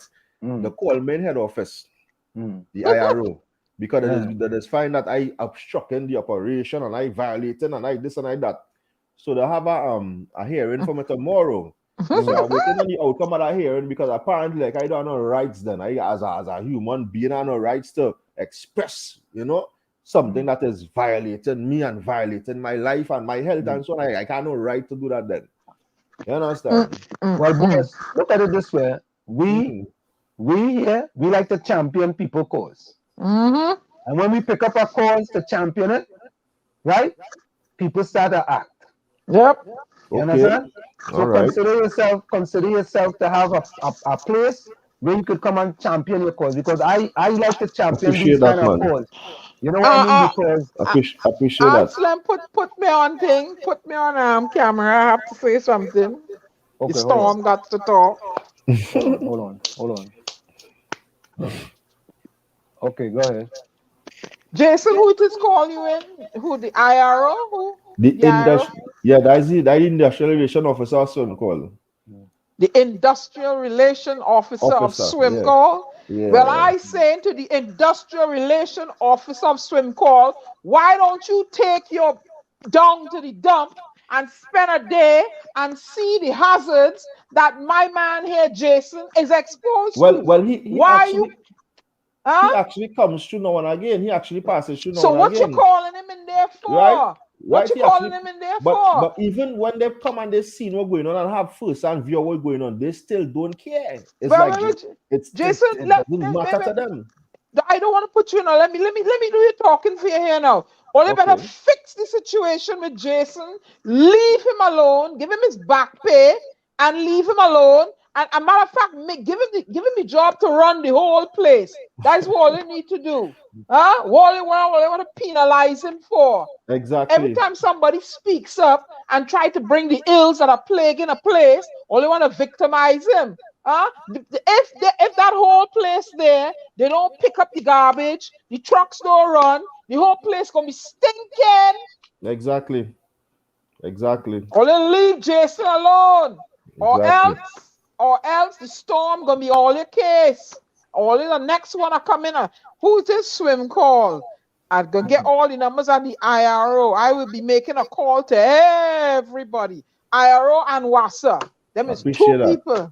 Yeah, you see, Jason, boy, we here, we feel that we are fighting for the downtrodden in Trinidad and Tobago, and we don't live in Trinidad and Tobago. And we want to stay up there, only not from here, only stay up there. But no, all of us are citizens of Trinidad and Tobago, and we're gonna continue to fight for people to do the right thing in Trinidad and Tobago. Right. Exactly. And whoever it is, who the cap fit, let them wear it. Exactly. And whoever the boots fit, let them wear it too. That's right. And you know what, Ansel, give me a break here. I'm tired hearing this Marvin Gonzalez name. I'm fed up for he. Why he don't go home? No, Diana, I hear you trying. He involved in beat him. Now he involved in the dump thing. I'm tired of he now. I'm tired of he now. So here, back in Ansel Antoine time, right? The union had wrote him for him to visit and so on, and he came. Ansel Antoine, when he came, he deemed the place unfit for human beings. You understand? He deemed, and they moved him out from the ministry after that. After that, we didn't hear about Ansel Antoine again, because he came and identified and deemed the place inhumane. You understand? Well, Jason, when we call their name, when we call them out, and we go across social media and things, they just listen. They have to. I'm tired. You Gonzalez, All you need to fix this and leave Jason alone. It's Don't high let me time. start making It's calls high at time. IRO, you know. All they don't want to It's hear high me, you time. know. They just call me obnoxious and all kind of thing. All they don't want to hear from me, IRO man, I go get the number from Jason and I'll be making a call. Okay? All they better leave Jason alone and fix the issue. The issue Exactly. is not Jason. The issue is what's going on in there. They need proper PPEs. Proper PPE to do their work. Okay? And Good. the thing about the management, right? Like for example, I've experienced this many times where they would hire consultancy to defend the wrongs that they're doing. You understand? Like for example, when I make certain moves, they will hire consultancy and prefer pay money for the consultancy to come and justify their wrongs and justify me and put me as being wrong in my views and so on, and my actions towards certain things. They will prefer pay money for that other than to take money to correct the issues. You follow? Yeah. You know what? I think, Jason, is that it's high time. We're in 2022, man. We cannot continue doing things the same way and expect to get different And results. placing human being at harm's risk in that kind of way. You know, as I said, apart from just the workers, the communities near these dumps is a complete crisis. I consider it a national emergency. Precisely. Precisely. National emergency because some years ago it had a situation in the dump in Guanapo where the leachate was seeping through to certain water streams there, and it had a kind of uproar for a moment. But you know that is find a way to pat things down. They go bring people to test the thing and say, well, no, it's not really that bad. I don't trust them at all because they go bring the people to say they do a water quality test and it's good. That time they're poisoning people. You understand? No, Jason. Anselm, the views expressed of the guests. Don't worry.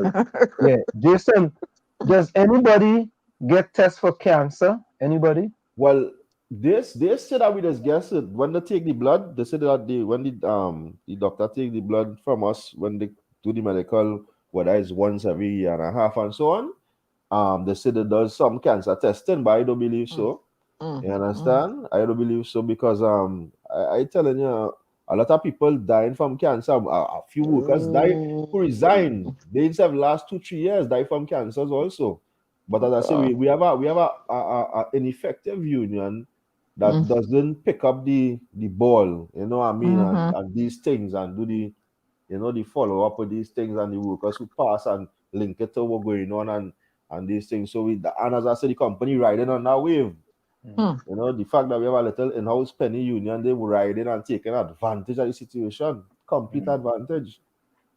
But so, you see what happened the other day where the lights went, right? I wonder what happened. The lights went for a whole week and nobody don't pick up no garbage. How you think Trinidad and Tobago will look and smell? They really need to appreciate people, you know. You all need to appreciate these people, you know. You're not giving them the salaries they deserve. It. They're so very well deserved, right? And you're not treating them well, right? Exactly. And these people here, supposedly people take. Look, I talked to all about the Bastille. I tell all what the people do back in the day at the Bastille. They get tired and they get fed up. And what they do with Thatcher and she poll tax and all that. They get tired and they listen. Anyway, go ahead. Yeah, what I think but I made the most though is the fact that knowing now, you know, that Trinidad and Tobago has been placed as one of the third wealthiest nation in the Western Hemisphere, right? That speaks loud. They say we was like, in terms of wealth, right behind America and Canada. That right the kind of wealth that this little dot, had been, you know, had in it possession, and to know that.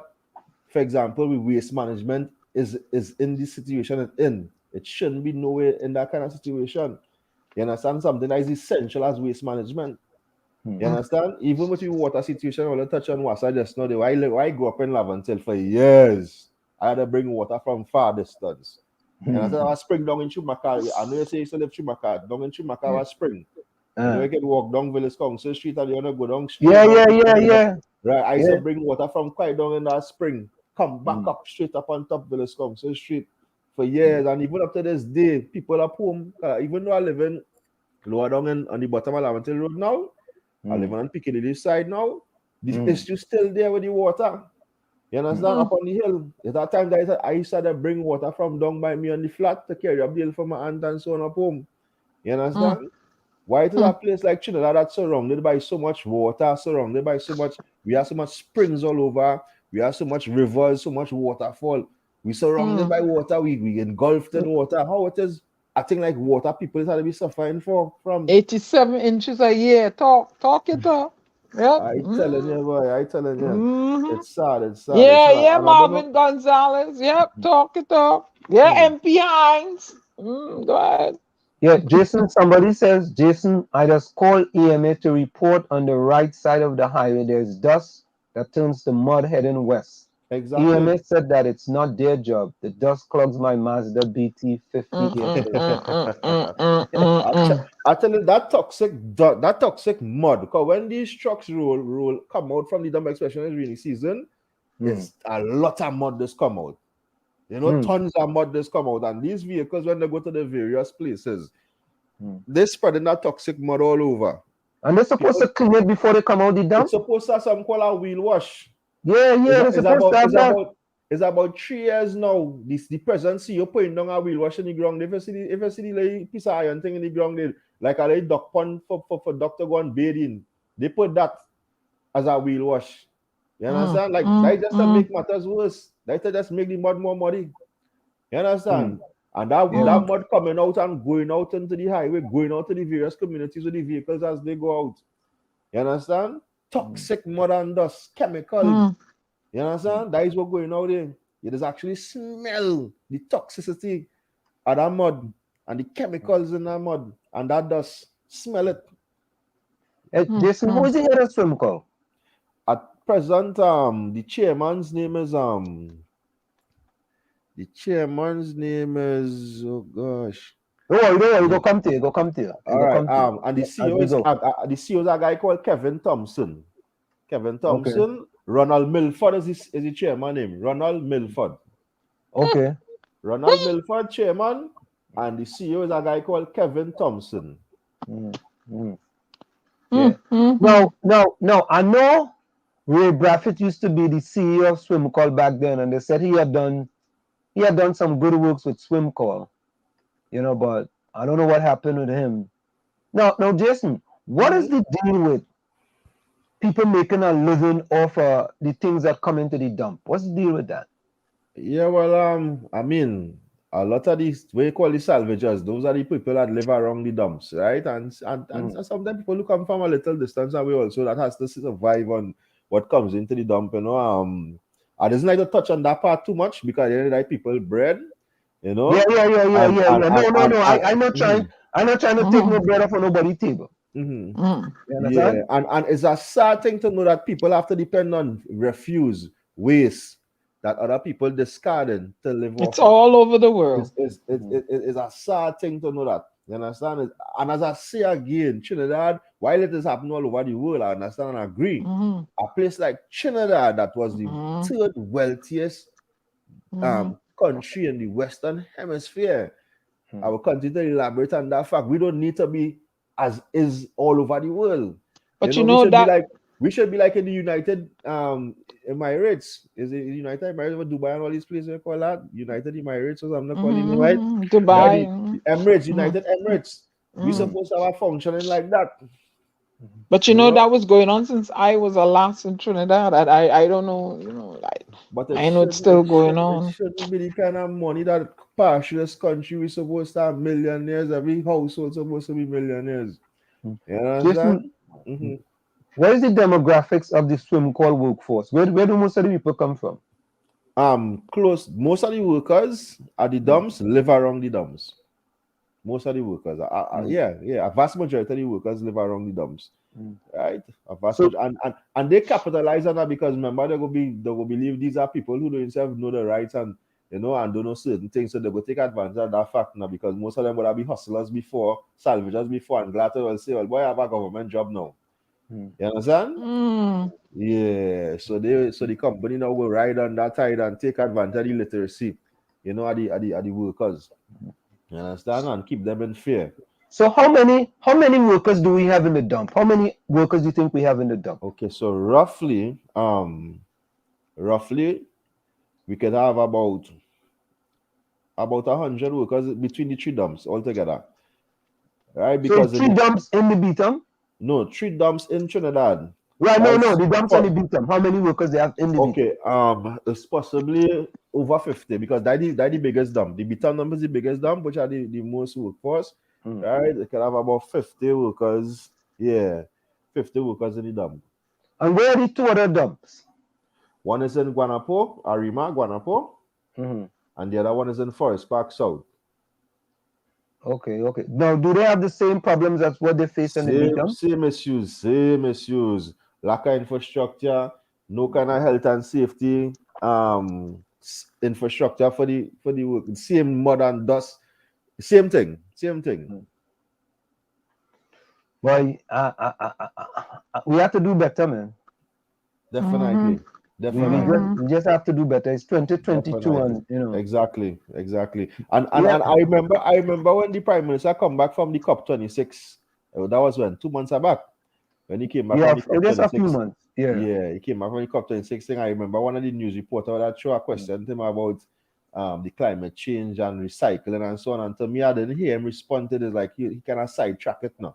It just goes to show how they interest in terms of when it comes into, you know, handling the waste and the recycling and thing. It just, you know, it's like they are not like they don't know where they're about and where they at really and truly. So Jason, someone asked, do you get a yearly examination? I think you answered that. A yearly examination of your lungs.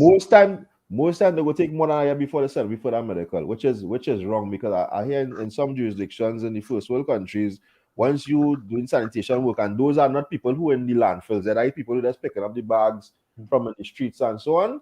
They just get tested every quarter, 3 months and so on. I hate that some just get tested weekly, probably the ones who in the landfills and so on back out in the first world country.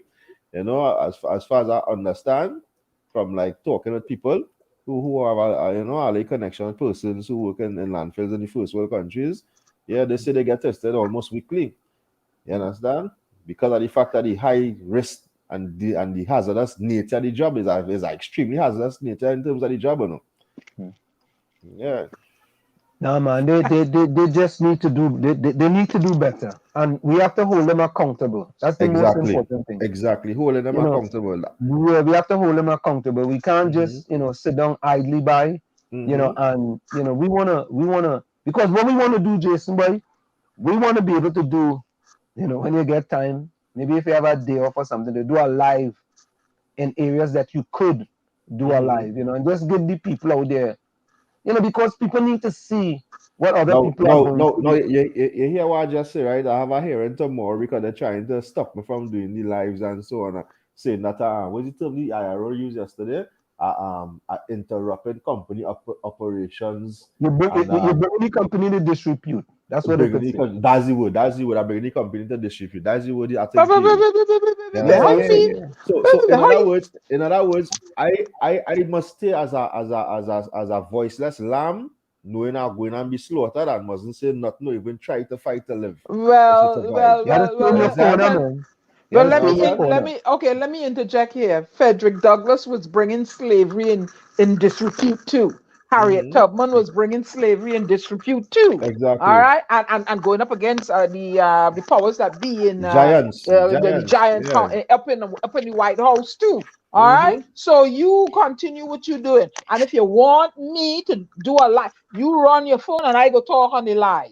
Okay. Run your phone and I go do the talking. So they go. Let me see who can do a really live.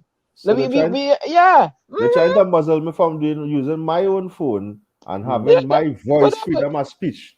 But you do your phone and I go do the talking. Let us see if they can muzzle me now. Oh boy. Yeah, but Jason, just know, pause that you have an ear, and this ear is a global ear, and they go try to muzzle you. They will try to demonize you, destroy you, discredit, and dismiss you. Exactly. Well, we need to put them in touch with Brother Abdullah. David Abdullah? Yeah. Yeah, No, not David Abdullah. The fella from the first wave movement. Who go down Oh, across Trinidad and doing all kind Brother of things. Abdullah. Yeah. oh Yeah, yes, Brother yes. Abdullah, I would like to get that connect. I think he's a man of courage. We go connect Yeah. with him. Right? We He's a Yeah, man connect with of him. that's courage. who we need to Yeah, put I him was with. glad for Yeah. that connection. Yeah, we gonna make that connection for you. Don't worry. Mhm. That's what we do. Yeah. We connect a lot of people. We Yeah, connect Yep. a lot of people in Trinidad. That's what we do. There's We make that there's connection. a work issue here now. So Mm. yeah, put Yeah, him with him. Yeah. So Right? Rana says anything they find wrong with something goes under the carpet. If the owners are big Exactly. business, people who are involved. Exactly. I'm going to ask a question here, and all you know me, who these two fellas that run the place, Thompson and Milford, who Milford. are they? Are they Indians, black, 1%? Well, Thompson is a black man, right? Mhm. Milford have a look like Gary Griffith. I find he look like Oh Gary Jesus, Griffith I don't fella. talk. You understand? I don't talk. but Diana, I don't think that has anything to do with anything. I don't talk. Nah. I don't think we want to cast aspersion like that. I don't talk. Nah. Answer. That's your opinion, eh? I don't talk. No. But We'll I talk just off say it. you have a look like him. You know, people look alike. It must be family, but I just trying to until I trying to identify his ethnicity now. You know, I can't really say if he's a Syrian or but I know you have a look like Gary Griffith, something similar like that, real close. You know, so that is why just identify the ethnicity. We need a report after the meeting tomorrow, Jason. And definitely I will. Definitely because Yeah, I need Jason, hold on a minute. 1 minute.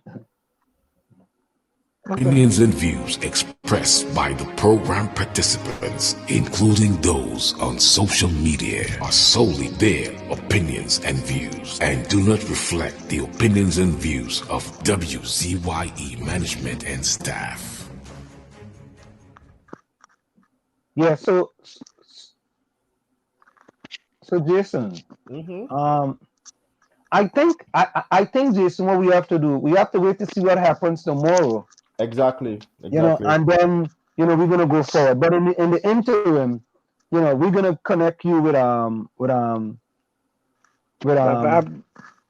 gentleman from the first, Brother Abdullah from the first wave movement, because he's been doing a lot of good work in Trinidad and Tobago. Yeah, a lot of activities. I also have Philip Alexander. I don't know if follow aware. Yeah.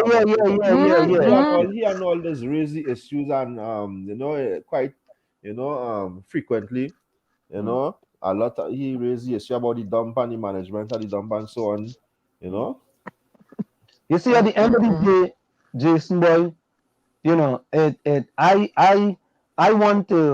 I interested in the message. You understand? The message that being passed out to let know these people, these people are the lowest of the lows, and only treat them, like sub-basement. The treats us worse than the garbage itself. Well, I was telling that process sub-basement. Yeah, not even the basement. The treat us worse than the garbage itself that we're dealing with. And we cannot sit idly by and allow things like that to happen. I mean, we also took on the issue with the sewer in the bitumen, and we do live from the bitumen. And we hold them accountable. And we're gonna do a live from the bitumen again, to get an update as far as what's going on. We go live and we bring it to the people and see for yourself. Because something like this that you are talking about after tomorrow, we would like to do a live from there, man. Why would he be bringing the company in disrepute? I mean, that's what they're saying. They're saying I bring the company in disrepute when I do these lives. So I say, I speak in the truth. I ain't talking any liar, and the videos they're trying intimidation. Exactly, I understand this also. And as I said, the riding on the tide that we don't have an effective union. You understand? And I go be frank, the union executive, which I'm also a member and a part of the executive, since last year I've been pushed out because I was suspended a couple of times, 5 days, 10 days, and all that kind of thing in last year, right? And the union failed to represent me with these suspensions, these wrongful suspensions. Yeah, they have to represent you, man. That's what they're there for. And as I say, I'm an executive member of the union, and they failed to represent the executive member of the union. You understand? And I telling you, so the company knows the inefficiency of the union, they knows the delay issue with me and the executive, and they're trying to ride up on that also. You understand? Take advantage of that opportunity also. Trinidad and Tobago, what kind of place is It's that, boy? advantage. Lord, but JC, I just that's want you to hard. continue to keep the faith, man, and don't let them people depress you. They go try to depress you, and they go try to. I call it the 4Ds. They go try to demonize, dismiss, discredit, and destroy you. Well, But you gotta keep I've been through all of that. I tell you, from since 2007, I was wrongfully dismissed. I've been through all the victimization, the chastising, the dismissal. I've been through it all already. You know, so it's like I'm immune to, just like I'm immune to the virus, because we have an immune system that robust is different, and that is one of the reasons why you see we hardly had infections and anybody dying from the virus while we did them there, because we are accustomed being exposed to virus, bacteria, germs, and all these things. You understand? That's interesting. That's interesting. That's very interesting. It's a serious correct thing. is right. It's a serious thing. Yeah, correct is right, man. Correct is right. You know, but Jason, if you had to send a message to the Prime Minister of Trinidad and Tobago, what would be your message to the Prime Minister of Trinidad and Tobago? Well, my message, in terms of the sector that I'm in terms of the waste, that they need to place some urgency and priority towards bringing the waste management system towards international standards and best practices, because I remember when the WASA CEO with La Hunt, when they was talking about the salary that the WASA CEO was getting and how he was getting so much, they was able to defend it by using the terms international standard and best practices, right?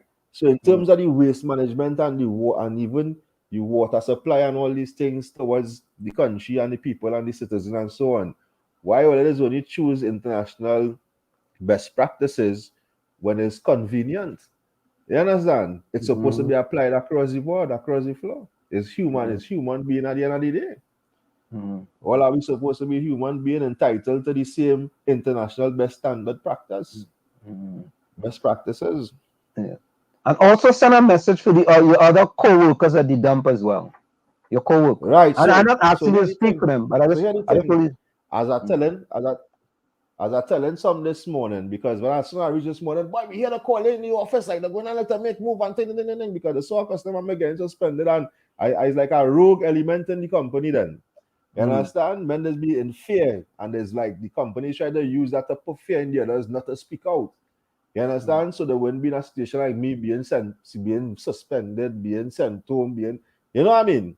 And that kind of thing. So I understand a message to the workers, let them not lose that fear. It's time for them to lose that fear and understand and value themselves, understand their worth. I just try to tell it to them, in person and so on. But I want them to understand the importance in society, the important service that they place into the society, just as the nurses and the doctors and the police are essential service. You understand? So even while management may come and try to make us feel like we ain't worth anything because we's garbage man, we dealing in waste, we's nothing. I ever hear about the anatomy? At time a man, one of them union men found a union make the joke about the human body. We talk about the eye was saying he more important than the nose and the mouth and that kind of thing, and the behind decided to stay silent and just shut down. And when he shut down, everybody else couldn't function. So who was the most important man then? You understand? Correct is right. Yeah. So I want them to understand the work and to value themselves and the part that we play in society. We play a major role in society. You know, we are part of the front line of the society, defending the health of the citizens. You know, imagine less than 100 workers carrying out that function for 1.5 plus million people, citizens and residents of the country. Now, just one other last question before you go. Hold a minute. Do you all get a Christmas bonus? Nope. We might get a hamper or a voucher card. You don't get a Christmas bonus and that kind of thing. And as I say, the salaries, you hear the salaries I say? What was it, $4,000 a month? The salaries, 4,000 a month. Less than 4,000 after deductions. If a man have a loan paid, he in trouble. You understand? Because we get paid fortnightly, right? So so the average worker there, especially the workers who in the tip, that way we call the tip, that is the ones in the dump itself, in the tip of the dump, the actual dump workers, they get the least pay. They get about 220 something a day. You know, that works out to about 2,200, but after deductions and so on, they might go with a 19 something. You know what I mean? A fortnight, which you can out to about almost a 4,000 a month. But as I say, when a man are loan paying, and most of these guys are loans paying and so on, struggling to survive. You know? Struggling to survive. Well, Jason, I want to thank you so much, man, for taking the time to join us. And we are to stay in contact. And we really, once things finish tomorrow, and don't worry, everything is going to go good tomorrow. Right? Okay, things will work out for you. We want to do a live from there. All right? All right, man. Thanks a lot, man. Okay, man. Thanks for the platform. Okay, thank you. Take care. Okay, thanks, Miss Diane the Storm. You're welcome. All right. And they don't want to hear from me. Trust me. The storm is coming. Yeah, that Milford fella. You don't want to hear from me. Nope. I appreciate the support. All right, man. Bless. All right. Okay, Mr. Anselm. Yeah, man. All right. Yeah. So, folks, we're going to go for a quick station identification and we're going to be right back. It's In the Village with the Dark Triplets on WZY 95.9 FM. We come to you every Tuesday, Thursday, and Saturday from 6 to 9 p.m. That's 6 to 9 p.m. Stick and stay, don't go nowhere. It's In the Village with the Dark Triplets on WZY 95.9 FM. You're listening to WZYE 95.9 FM. You are listening to WZYE 95.9 FM, the most influential name in Caribbean radio in the tri-state area. Broadcasting from East Orange, New Jersey, the most influential name in Caribbean radio, WZYE 95.9 FM. We are back with you. It's In the Village with the Dark Triplets on WZY 95.9 FM. Come to every Tuesday, Thursday, and Saturday from 6 to 9 p.m. That's Tuesday, Thursday, and Saturday from 6 to 9 p.m. Yeah. Albert, we go get a report. I go check in with Jason. I go check in. Albert said we need a report after the meeting tomorrow. I go check in with Jason tomorrow. Yeah. Lana, I go play that one, eh? I go play that one, Lana, definitely. Lana say play Black Man. I go play that. Because I know that I no copyright of it. I see that one already. We play that one here already. Albert Montano says, so the workers get a double dose of poisoning here 24/7. So it must cause health issues living in the beacon. So think about that, right? You know what that guy just says? So imagine for them people who just live in the, when that dust come and gone, them dust go and hang out with them. You know, boy. Something wrong, boy. Something wrong. Hey, Rose, welcome. Welcome, Rose.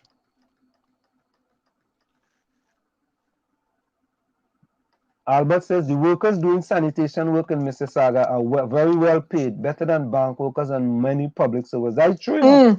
Sanitation workers are paid very well in this country. And they have a checkup almost every quarter. Every quarter. Boy, we have it backwards, boy. We have it backwards. We have it backwards. Hey, Capiza, welcome. So earlier, I watched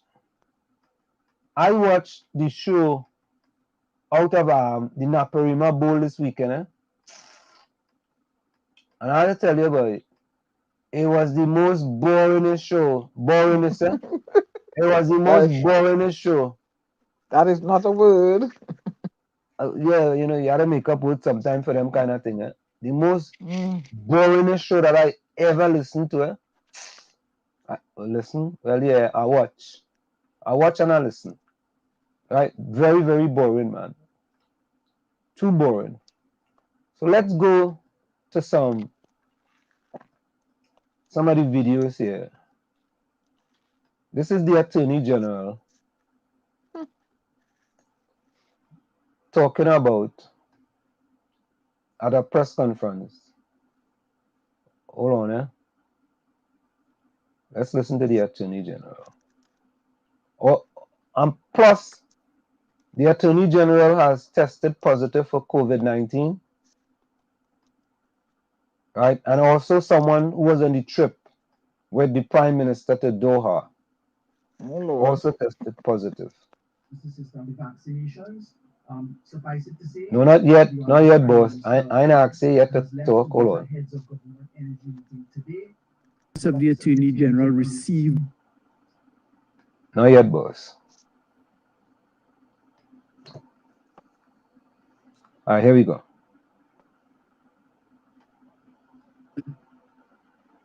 The system, the vaccinations, suffice it to say, the Honorable Prime Minister has left to go to a heads of government energy meeting today. The Office of the Attorney General received submissions from a number of stakeholders, which we have factored. The law has been drafted, but that law must be considered in the state and condition of our science.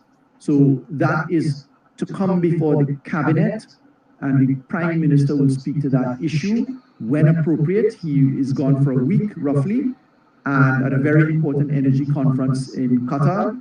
And the Prime Minister will speak to those issues because the team of experts need to sit together with the proposers in law, because the law has to be applied to the circumstances that we are in, or the circumstances that we expect to come at us. Because a variant today may not be a variant tomorrow.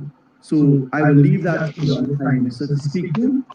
We have addressed a number of issues in that regard. The issue of liability, the issue of the private sector, the issue of the public sector, the ability to roll it out in separated packages. All of that has been drafted and completed, but now the space for the science to be factored and the direction of the cabinet, as the Prime Minister will speak to, has to happen. So he's talking about the mandate that was supposed to go in effect, and now it's not going to go in effect because the Prime Minister is out of the country, and they're going to wait until the Prime Minister come back. Oh God, Father God, rest a hand. I don't mean to laugh, but you know, I don't mean to laugh. So here it is. The AG and member of the Doha team tested positive. I don't mean to laugh, Diana, but you know, yeah, and people, do not call the people clowns, eh?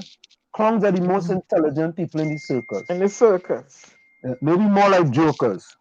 Right? But don't call them clowns, because clowns are very intelligent people in any circus that they have. Right? So we got to put it in perspective. Let's put it in perspective. So let's listen to the General and Minister of Legal Affairs, Faris Al-Rawi's office announced that he has tested positive. I know why. The Office of the Attorney General and Ministry of Legal Affairs Hold on, said this is as a result of a positive PCR test result received on Monday, February 20th. So let's listen to the Attorney General. Let's listen to the report with respect to the Attorney General testing positive. General and Minister of Legal Affairs, Faris Al-Rawi's office announced that he has tested positive for COVID-19. The Office of the General and Ministry of Legal Affairs said this is as a result of a positive PCR test result received on Monday, February 21st. The statement did not say whether the AG, who was also the MP for San Fernando West, had severe or mild COVID symptoms. However, the Attorney General's office said he will continue to execute his duties and responsibilities as he remains in quarantine, as recommended by the Ministry of Health's COVID-19 guidelines, and that further updates will be provided subsequently. On April 27th of last year, the Office of the Attorney General and Ministry of Legal Affairs had announced that the AG had been informed that he was a primary contact of a recent COVID-19 positive case. Although his office said last April that he was tested for COVID-19 and received a negative PCR test result 1 day earlier, Out of an abundance of caution and in compliance with COVID-19 protocols, the AG commenced isolation for 14 days from April 26th of last year and will have executed his roles and responsibilities remotely via virtual platforms and other relevant forms of communication. And shortly after the announcement that the second highest ranking member of the cabinet had tested positive for COVID-19 on Monday, the Office of the Prime Minister announced that a member of the support staff team that accompanied the Trinidad and Tobago delegation to Doha, Qatar, had tested positive for COVID-19. Last Thursday, the OPM announced that Prime Minister Dr. Keith Rowney would depart on Friday for Doha, Qatar, where he is expected to participate in the 6th Summit of Heads of State and Government of the Gas Exporting Countries Forum, or GCEF, upon the invitation of the Emir of the State of Qatar. The OPM said last Thursday that Minister of Energy and Energy Industries and Minister in the Office of the Prime Minister Stuart Young will accompany the Prime Minister to the forum. The delegation also includes the President of the Natural Gas Company of Trinidad and Tobago, Mark Ukwan, and the Chairman of Caribbean Airlines, Ronnie Mohammed. Although the Office of the Prime Minister did not give details such as the specific designation of the support staff member who tested positive for COVID, the OPM said the officer tested negative via a PCR test result before departure and again tested negative on arrival at the airport in Qatar, but a subsequent test at the hotel produced a positive result. The OPM said the officer is currently in isolation and under medical supervision, and that the test results for the other members of the delegation remain negative. Finance Minister Colm Imbert is the acting Prime Minister until Dr. Rowley returns from Qatar. Jule Brown, TV6 News. You know, we only have one. Curry's good night. Huh? Go ahead. Nizam Mohammed, good night. We only have one person could act as Prime Minister in Trinidad and Tobago. That is Colin. All right. So let me get back to the thing we was talking about earlier, right? Let me put this back up. There's the Vex part now, right? TT sideline in major energy conference in Guyana, right? Okay, so let's listen to what the report out of Guyana says. You know, since here we try to be as balanced as we could in the village with the dark triplet on WZYE 95.9 FM, right? Let's get two sides of the coin here. So let's go to the videotape, right? And hear what the president of Guyana had to say with respect to Trinidad and Tobago attending the conference in Guyana. Right? So Diana, you think he could say Trinidad wasn't invited? No, I don't know. I don't think so. Yeah. Hold on, let me hear what you have to say. I know my partner. Where my partner Gary going by? I don't know. He's a phantom. He ghosted. He hiding out. Yeah. Guy Phantom in the corner hiding. Hiding. Phantom in the corner hiding. Hiding from WZY 95.9 FM. Work with the foreign all right, hold on. Let me start that. Almost all the heads. Let me start that from the beginning. All listen to this, This is the president of Guyana.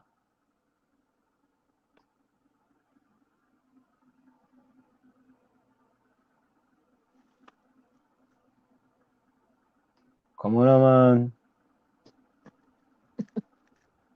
All right, here we go. This conference was privately organized. Foreign Affairs was asked to work with the foreign delegation, and invitations were sent to almost all the heads, including Trinidad. So I don't know where this concern is coming from.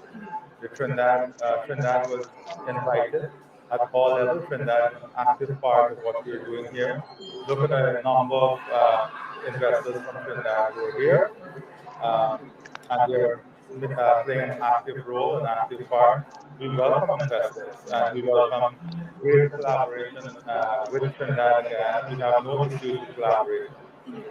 We have a strong relationship at the national level and at the private sector level. And we are encouraging investment. A number of Trinidad companies operate here. A number of Trinidad companies are partnering with local companies. A high percentage of the attendees to the conference came from Trinidad. A number of the exhibitors are from Trinidad. They've always had a dynamic relationship, close relationship, and we don't see any issues.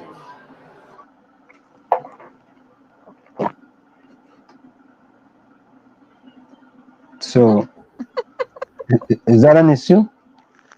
TNT sideline in major energy conference in Guyana. No. So, folks, that was misleading. All right, Mm-hmm. and we have to stop that kind of politics. We have to stop that type of politics. We must. Mm-hmm. And when we see it, we have to call it out for what it is. That's misleading politics. Yep. On both sides of the coin, not one side, both sides of the coin.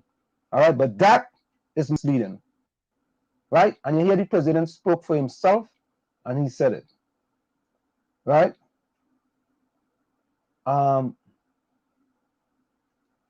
Hey, Albert, nah, Albert, nah, I don't agree with you there at all. Albert says, I'm gonna go to Albert Code. Just Hines or Brown, only the buck. And Leprechaun is film. Albert says Colin Burt is the prime minister in waiting and the next political leader at the PNM. Albert, absolutely not. Wait. He might be right. Wait. He might be in waiting, but he's not the one selected. Yeah. Correct is right. Yeah. My bad. He will be waiting for a long time. In between the corner, waiting. He may be waiting. In between the corner, waiting. He does not have. He don't have the personality to lead a pack of sheep. Or a flock of duck or whatever you want to call it. Oh no. To engage no one. He has zero personality. Zero. I say so. Diana Benskin says so. He's boring. Oh Lord. He's a colossal bore. Yeah. Albert said Gary might be going Trinidad for a taste of carnival. Yeah, I hear so. I don't know how true. He buy one of them cow pens? Yeah, Kapisa boy, I ain't gonna lie boy. I see them PNM woman going in both bamboo boy. The man car wine a tall boy. Imbud is not really no Trinidadian, I think Imbud is a Antiguan. Where was Imbud born? Wasn't he born in Antigua? I have no idea. No, I think he was born in Trinidad. Let me see this. Let me see this one.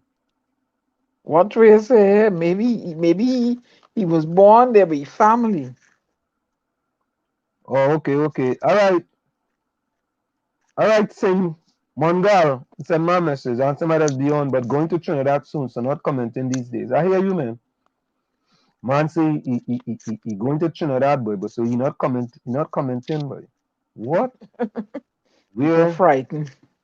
Oh, you know what? As you say that, I'm gonna play a song. We'll call Imbud. I have to play 2 songs tonight before it's done. Here we go. Let's call him Imbud born. Here we go. Colin Burt. What's the Prime Minister? Let me see Colin Burt Wikipedia. They'll say he born in Trinidad. I did it already. But he family, I don't know. I don't care. I just don't like him. He got no personality. Poor colossal. You sure that? Colossal bore. Hold up. Nah, Imbud wasn't born in Trinidad. Ooh. I know that for I know that I googled that before. Let me see. And he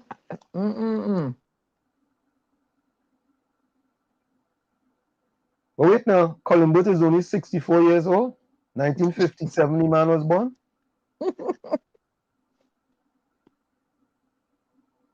Now he could be 65 this year. You need to retire. Huh? Yeah, he need to retire. No, that's still young, man. He need to retire. Why you need to retire? Where he was born? Where he was born? I'm looking that up now. You're not gonna find it. No, I find it before. Now he You was find born. Yeah, I think he was born in Antigua, man. Oh. Anselm, hold on, eh? Okay. But he got some kind of Trini connection, father or his mother or somebody.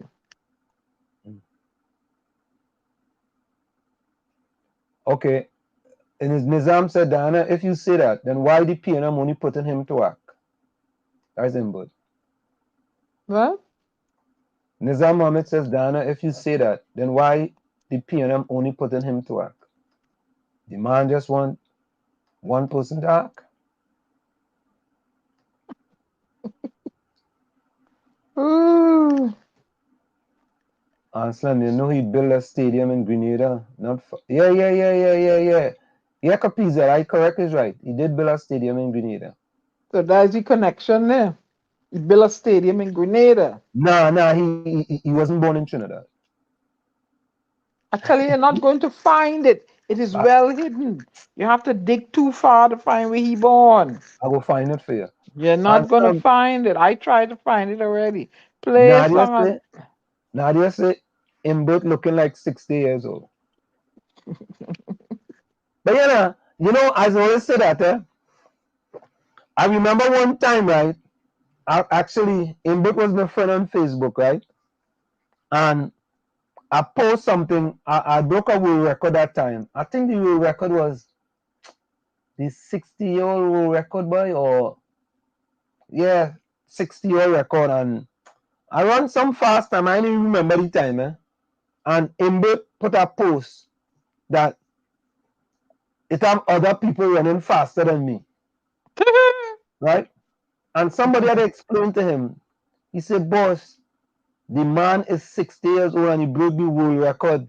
There's nobody in previous year ever run that time." Right? You know, him didn't even answer. Because he's a colossal snob.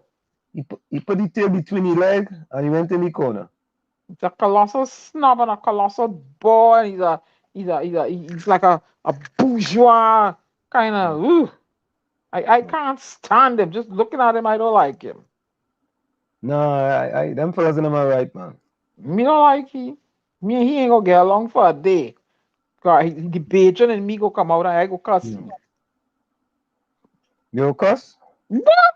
He will make me cuss. Just looking at he alone, I go cuss him. Yeah. Why you cuss, man? What? He gonna make me cuss. He get from this snotty attitude. You know, like he's King Tut. I don't like him. See, look, he went to school in Ireland, Mount St. Benedict Abbey School, CIC 1975, but did not tell you where he born. Maritime College of Civil. He's a colossal bore. He's a registered engineer. He's a boring man. He's not a fun man. He's all into numbers and figures and numbers. He's a boring, colossal bore. Nana, we have done a very poor job, Nadia just bring it to our attention. Yes. Today's Nadia's birthday.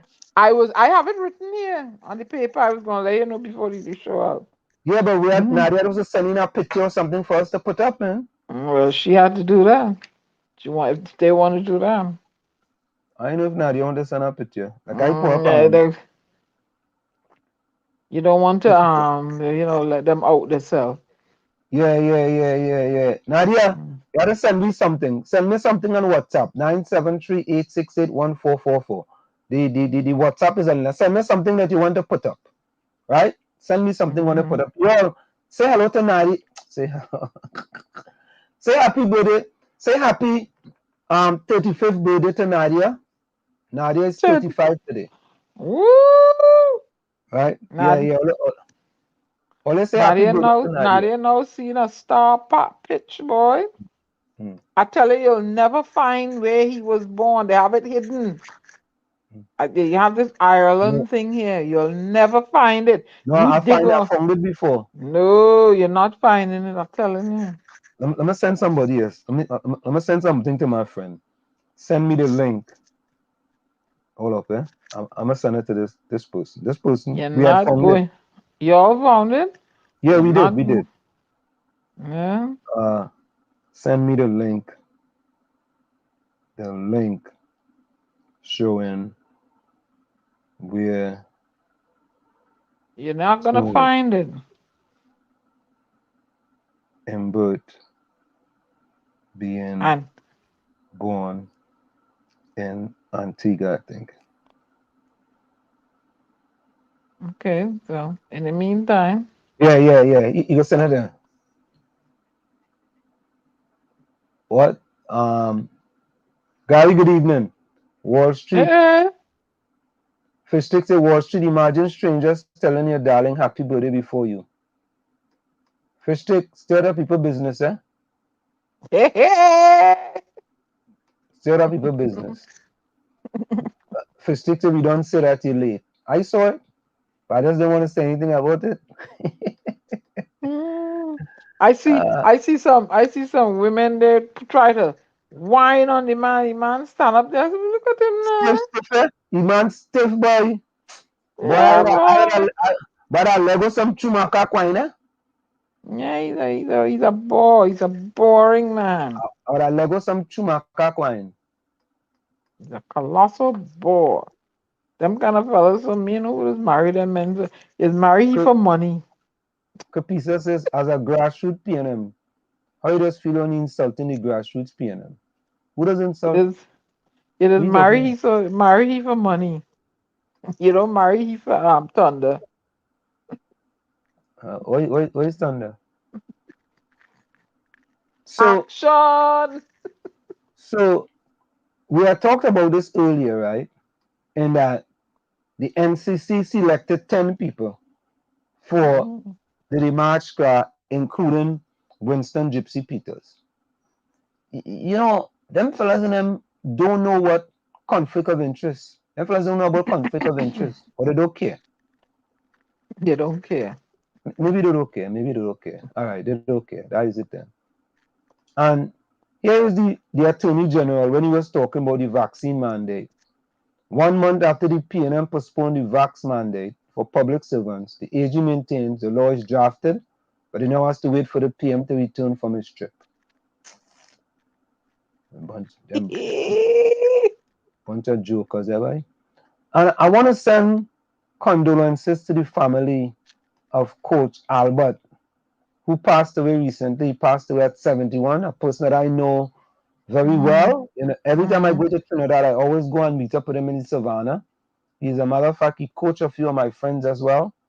You know, he died this past week here at 71 years of age. A young guy, you know, one of Trinidad better coaches in track and field. So to the family of Coach Albert, condolences to you all on the passing of a great man, a great coach as well. Right. All I hear this one, Gigi they have a new syndrome. It's called the Gigi syndrome, as if that was me. So every time something happened with the police force, Gigi will say, if that was me, I would have do this. If that was me, I would have do that. Well, that's right? Now. If that was he, what he would have do now? What? That's a new thing now? That wouldn't happen. If that was he, not crime would have been done in Trinidad and Tobago. That was super sad welcome. Curtis Montreal, welcome. Fistick, you just trying to get in between people, no, not me, no, partner. I stay out of that business. Hey, with my partner Ellis, boy. I'm to Ellis. All your send me I want to talk to Ellis' wife, boy, to help him get back his laptop. Because she keep taking away his laptop from him. You know what I mean? Oh, no, I go call him. And I have to talk to your wife. Hey, Fish, where you let's get these kind of rumors from, boy? Don't listen to Fish now. I don't know. He's a star. He's an instigator. Yeah. The instigator. Oh, you know who could tell you? You know who tell you we born? Arnold Roberts would tell you we born. Yeah. Hey, look.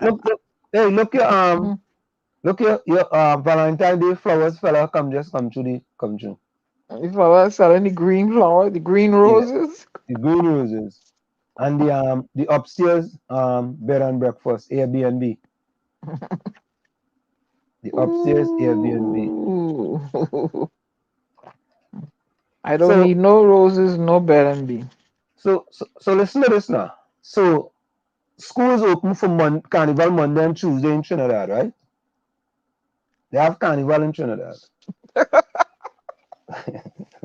Right? You know. I don't know what's going on. In all my life, I've never heard. Anyway, but you know they miss a lot of. Anyway, I don't know. I don't know. School open, right? And I could understand Tobago opening Monday and Tuesday because Tobago and Carnival is in October, right?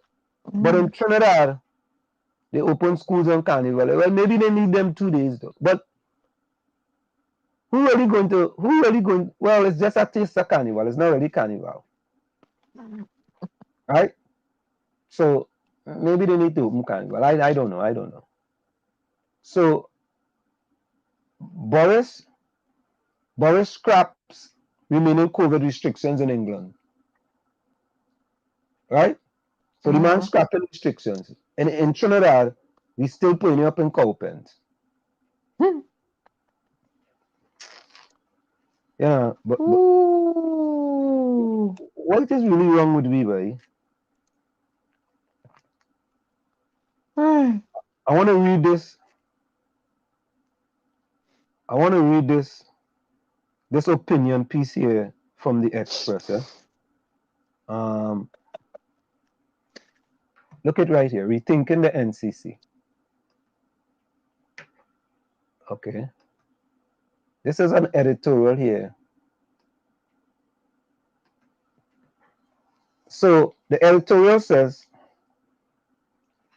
the government 15 million Taste of Carnival provides an illuminating case study for analyzing the role of the state in Carnival and how its management model negates value for money.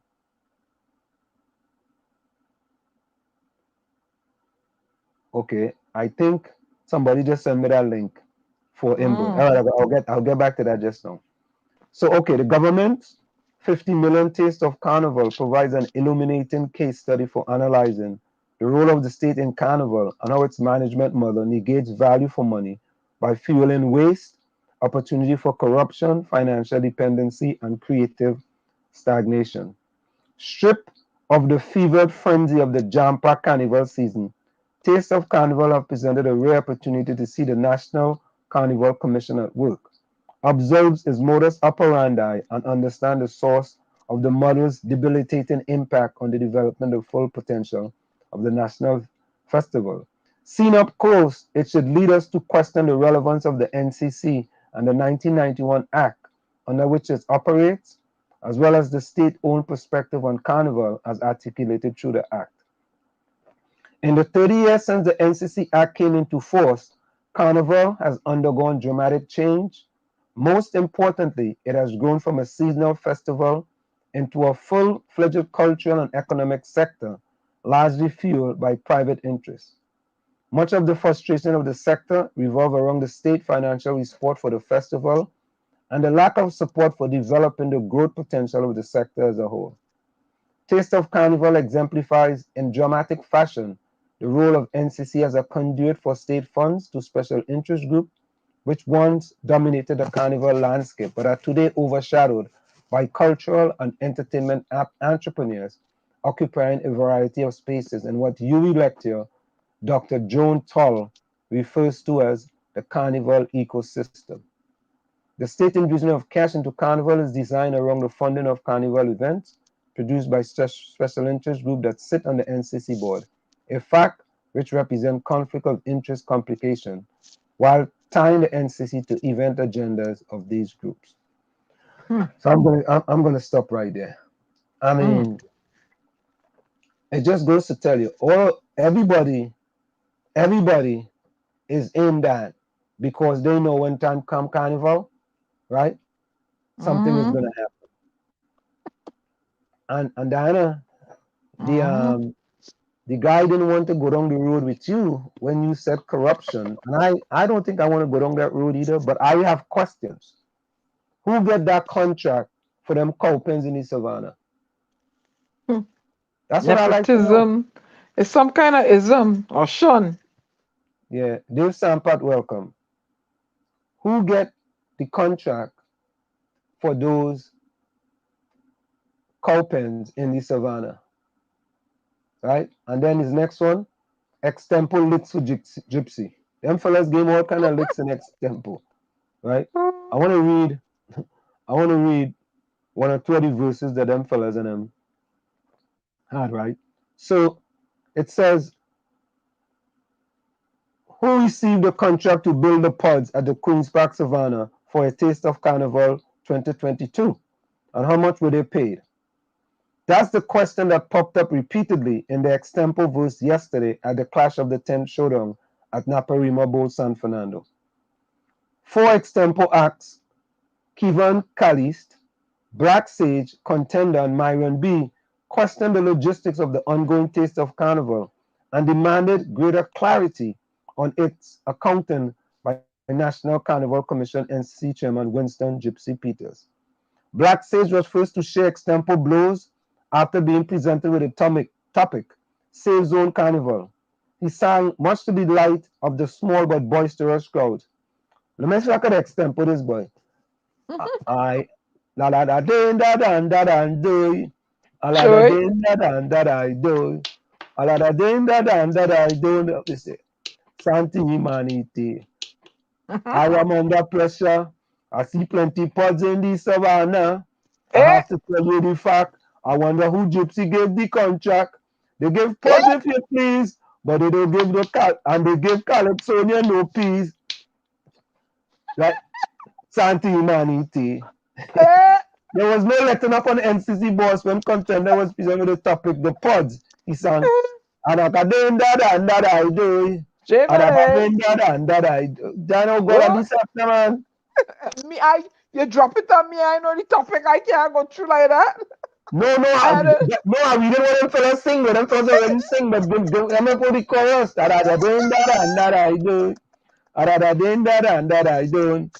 Santi money day. Right. Here the topic I get is the pot. And I'll take this from Contender. We have endless pods in the savannah. I want to know who get the contract. And I'm telling you as man, I hear the pods cost about 12 million. Oh Lord. That I do. You and this, I did that. You and it did that. Yeah, I was the next one was who's this? Calis. Who's this?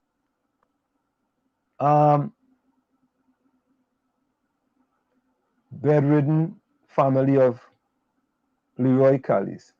He took Callis said the unleash a tongue lashing on the phone. He sang I do. Oh God. I do. I go on. I do. Santi humanity. I'm sure everyone could see because of the spicy and gypsy. In the taste of the carnival.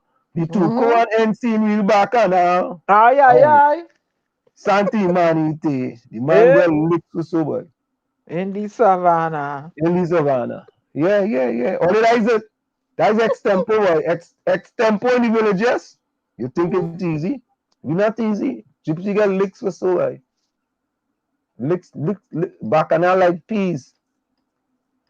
All right, performers. All right, who else we are here? All right, time for us to rethink the NCC. All right, let's go into the video files. See what we have again. Mm-hmm.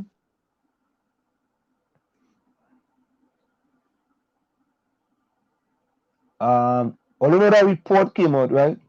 So the DIVAS Calypso tent have sued the NCC. Let's listen to that one. I know you really don't want to talk about that, right? But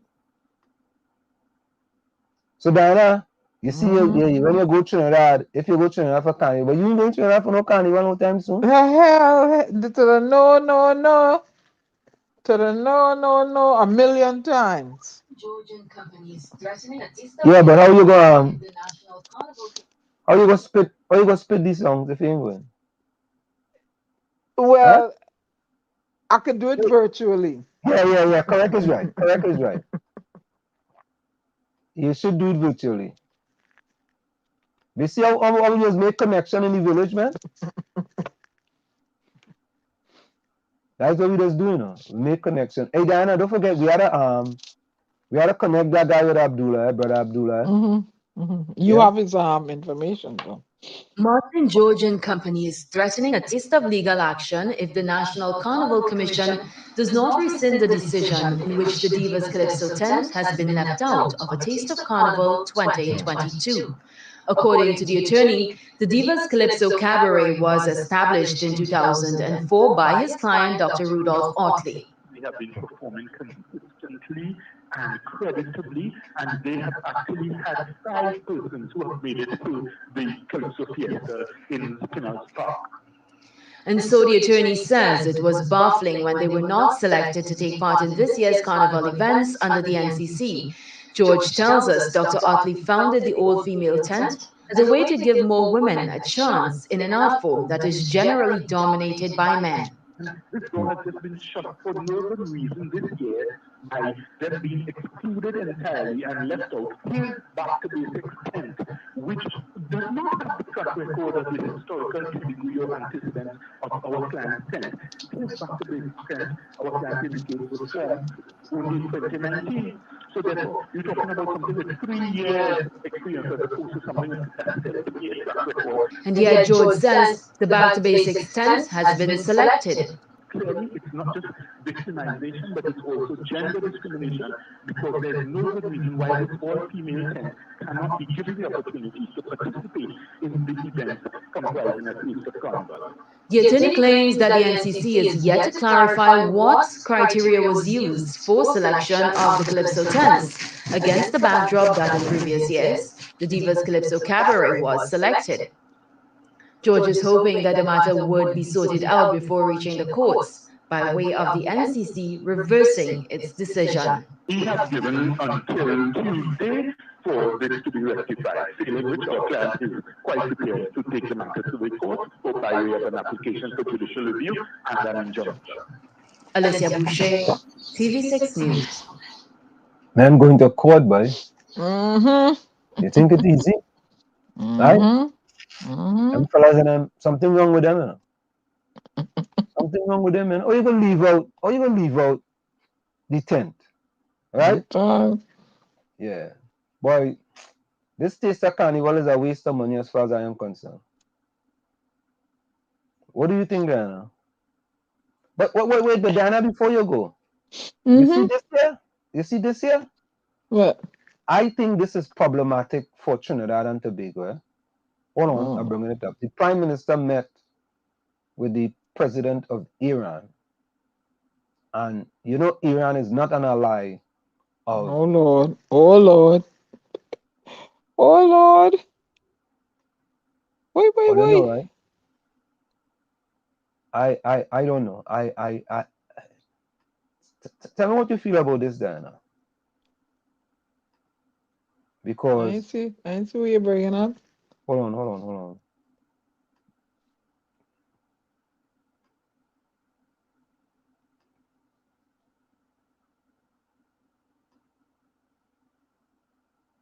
Hold on. Here it comes.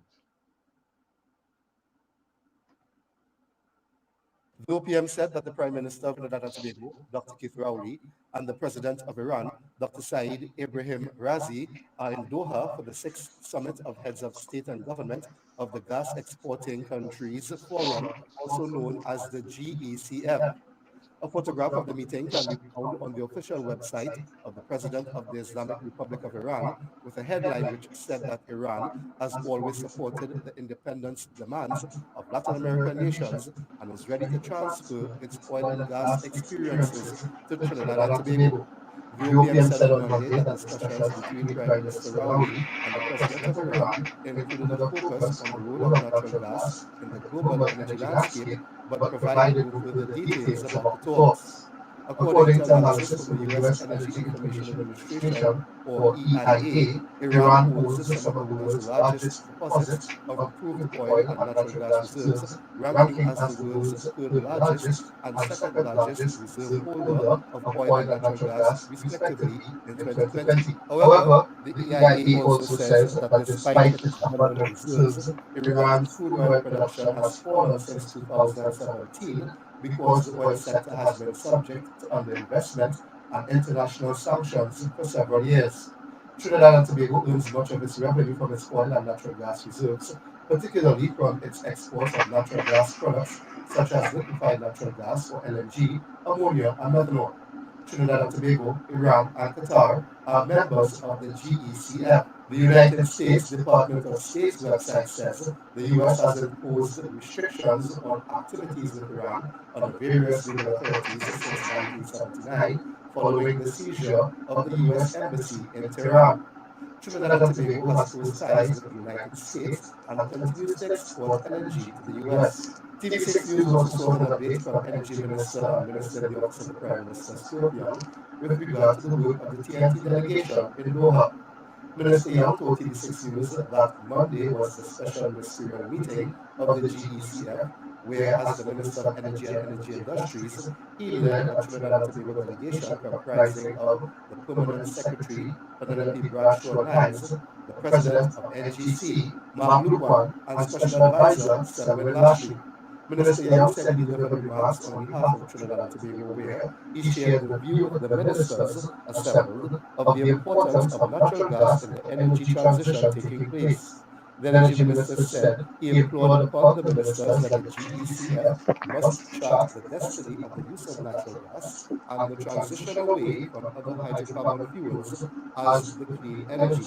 Minister Young told TV6 News that the GECF will play a critical role in the global determination of how capital and energy should be deployed and how we use gas in the reduction of harmful carbon emissions as we tackle global climate change and global warming. When posed a question about whether, given the quantity of Trinidad and Tobago's exports of natural gas-based products such as LNG, ammonia, and methanol, if the Twin Island Republic's presence at the summit provides a unique perspective being a small island state, Minister Young said absolutely. He said that, in fact, Trinidad and Tobago has one of the most diverse gas portfolios. The OPM said on Tuesday that Prime Minister Rowley will deliver a national statement at the GECF summit. The OPM said Prime Minister Rowley is also expected to meet with the Emir of the State of Qatar on Thursday. Jude Brown, TV6 News. Mm. I want to tell all you, huh? Man doing as him please. Gary, welcome. Good evening, family. How are you doing? Hey, How's listen everybody here. doing? I ducking your pay. You come in here late, okay? Good. All right. I see you guys are having fun. Yeah.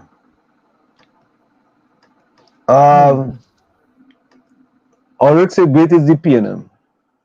Jeez. And Go Dave from Stafford said Russian here. have called for massive military action on the West. You know, I think we have something here about that, you know, Dave, as you said that. Let me see if I have something in here about that. Russia have called for what? For what? Hold on. Hold on a minute. Let me see something. I thought I had something in here about that, you know. Oh, you know what? I didn't.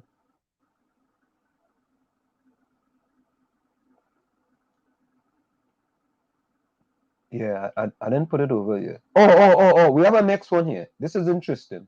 Gary will like this one. Gary will like himself on this one. Gary.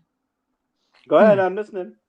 You will like yourself on this one because this talks about the Couva Hospital. You're gonna be elated, Gary. You're gonna jump up and touch the ceiling. Yeah, about the Couva Hospital. Let's see. Huh? Let's see what it is. Yeah. You're gonna be very happy. Somebody said a texting you on WhatsApp, David Sampan. You texting me? That's what you just said in the message.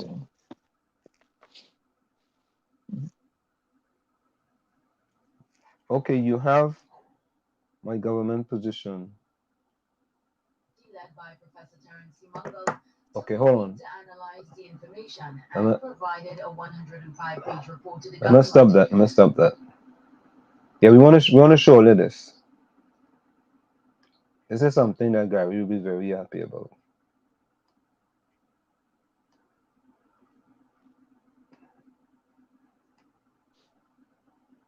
Gary, this has to do with something to do with the Couva Hospital. Here we go.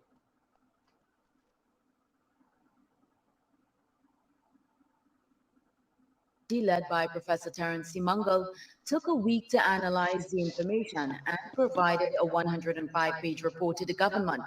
As Prime Minister Dr. Keith Rowley has left the country for Qatar, Minister of Energy and Minister in the Office of the Prime Minister Stuart Young has laid the report in Parliament.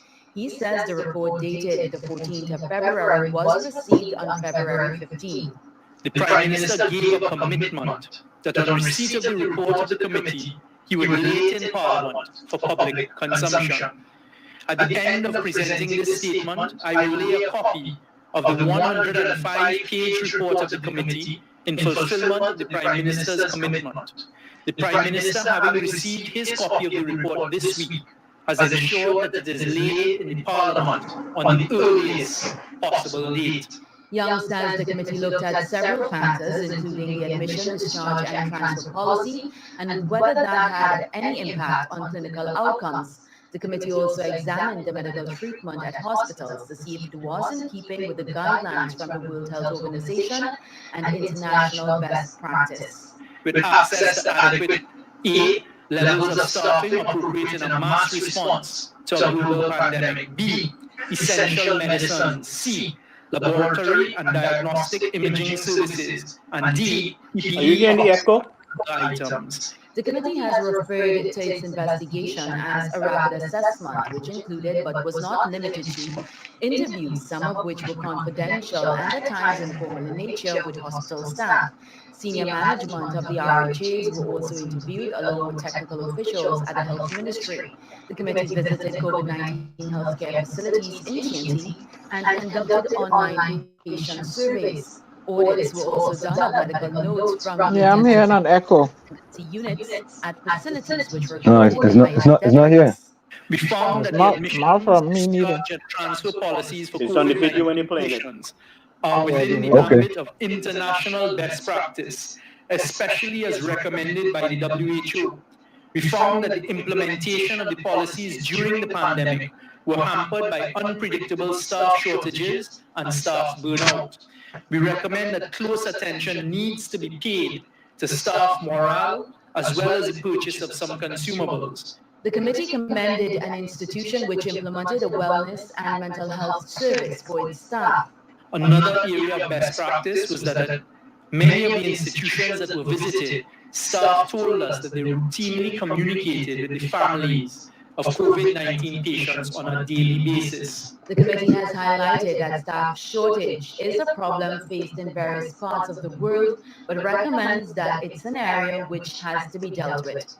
Based on the account of medical staff, patients were presenting late during this last surge, which was a factor to being seriously ill, and so too was the use of unapproved drugs during at-home treatment. We were not able to detect any delays in the provision of care, which might have led to a negative result, except that they presented in the second phase of the disease. 16 recommendations were made by the committee, including the need for electronic medical records, the redeployment of clinicians whose contracts are coming to an end to manage the NCD problem in the country, as the committee notes that if a similar situation is to reoccur, people with comorbidities would more than likely end up at the helm again. A feedback system to monitor the needs of frontline staff has also been recommended. The frontline staff need 24 hours per day by 365 days support during the pandemic. We recommend that C40 should be continuously open 7 days per week, unquote. And with respect to the drug tocilizumab is given at an advanced stage of COVID-19. Most staff were very impressed by its effects, and perhaps C40 needs to increase purchasing of this drug. The committee says although the drug is expensive, the benefit of use is worth it, and it has recommended that a policy concerning that medication be reviewed. Alicia Boucher, TV6 News. All I hear the name of that drug, right? Boy, I just shut up. I wonder if Trinidad is a real place, man. Well, according to the source of information I have, medicine that is necessary to help fight COVID is not in Trinidad and Tobago accessible to the people. Or there might be some doctors who have paid for it, or somebody or other. It might be, but it costs some money.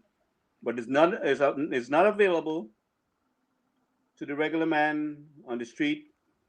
Patients, it's not a thing that generally, like what we have accessible in the United States. I can't remember the name of the drugs. There's 2 drugs that can help fight COVID. So what they're wholly and solely dependent on is using, the shot, right?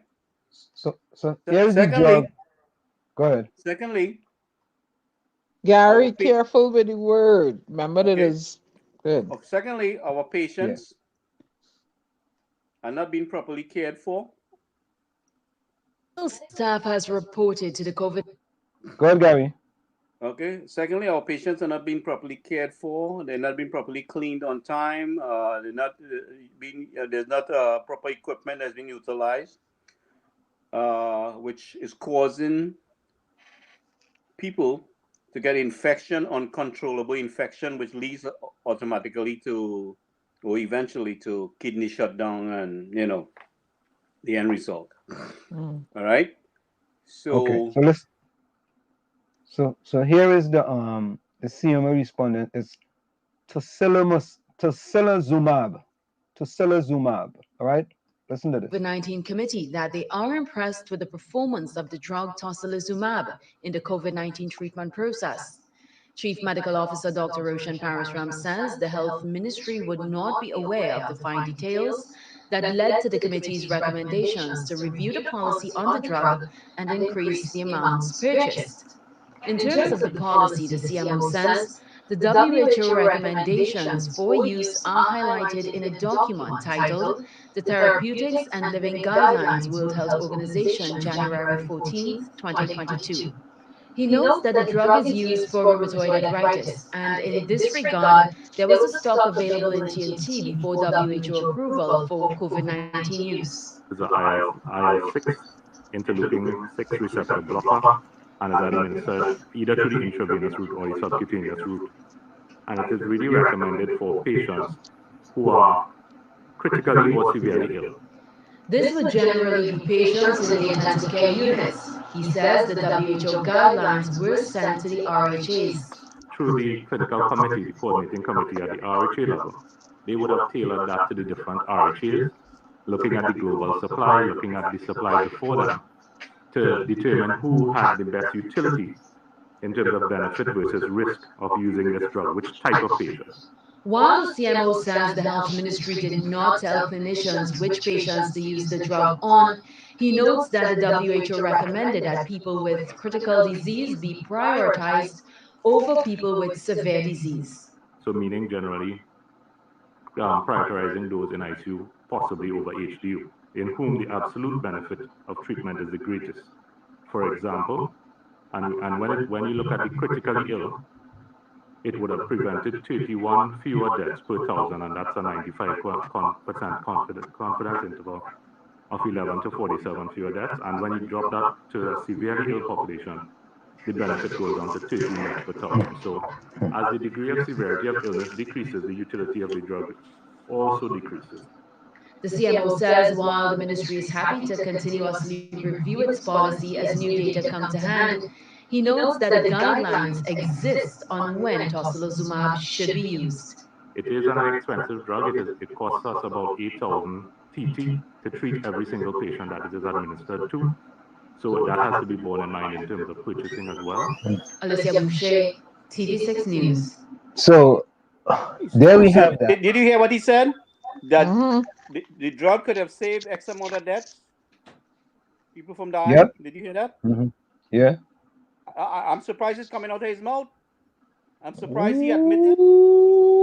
Well, at some point in time, you had to deal with facts, you know. So, hold on, guys, hold the thought. Let's go for a quick station identification. When we come back, just about the time, we're gonna address the United States and Iran and that meeting that the Prime Minister of Trinidad and Tobago had with Iran.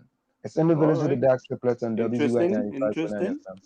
We come to you every Tuesday, Thursday, and Saturday from 6 to 9 p.m. Stick and stay, don't go nowhere. It's in the village with the dark triplets and WZY 95.9 FM. You're listening to WZYE 95.9 FM.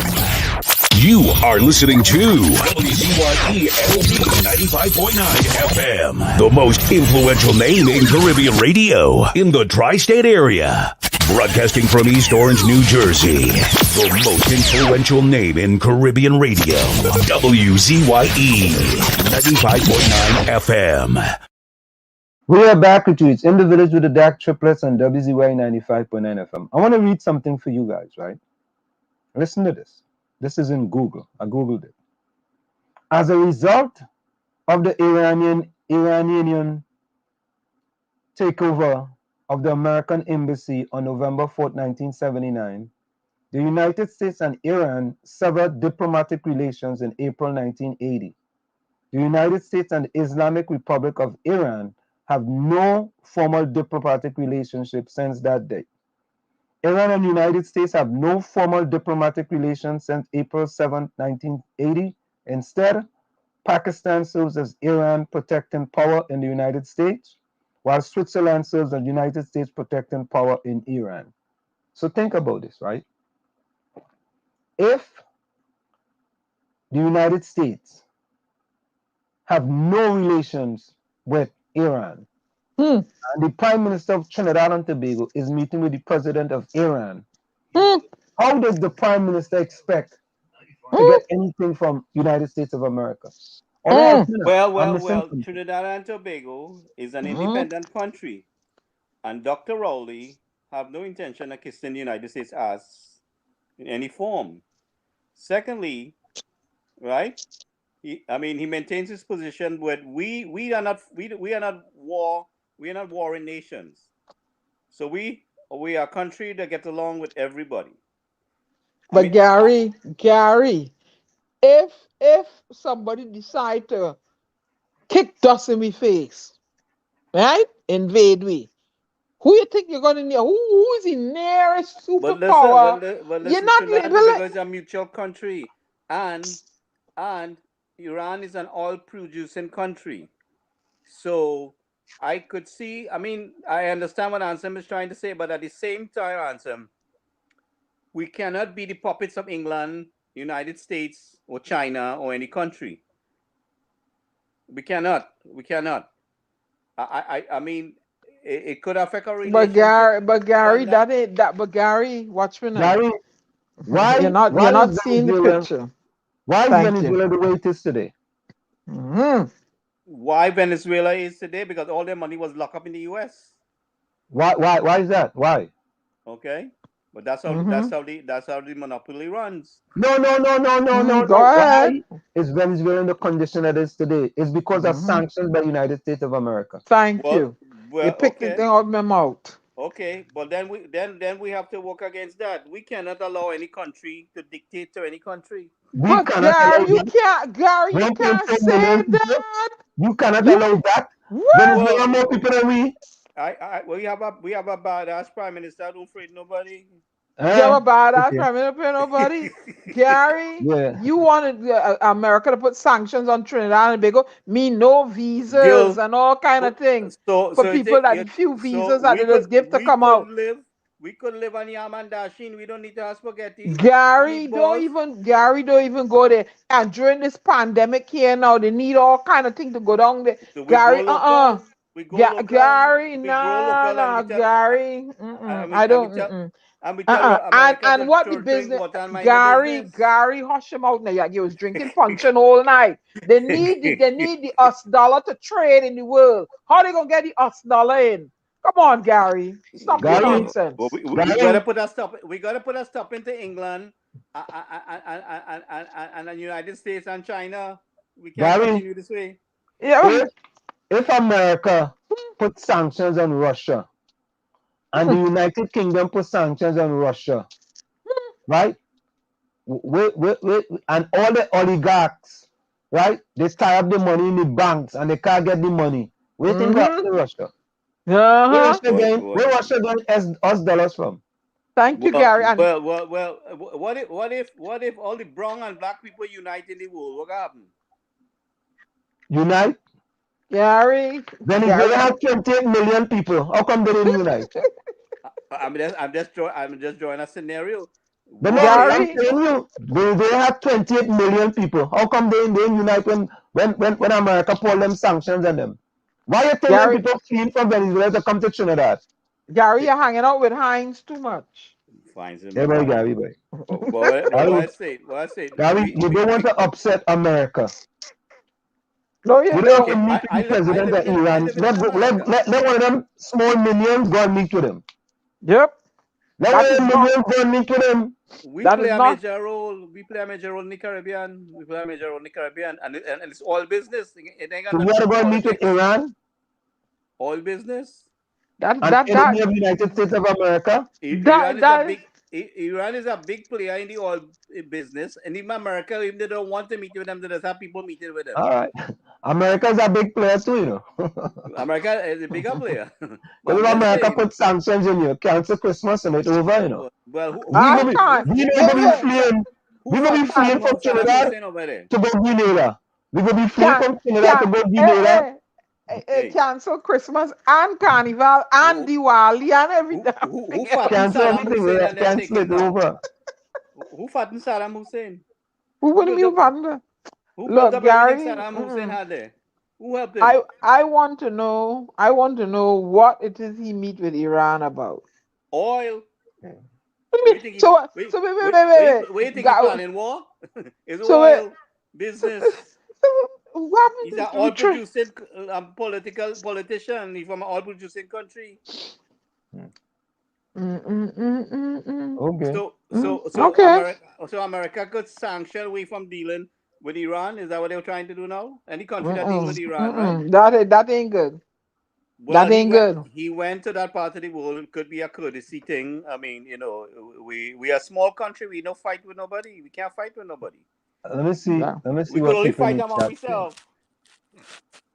Kapiza says, Anselm, Rowley can meet with the president of Iran, not a problem. But what would he trade? In addition, I hope the Grand Atoya did not hear of Arari tales of being the prophet's grandson.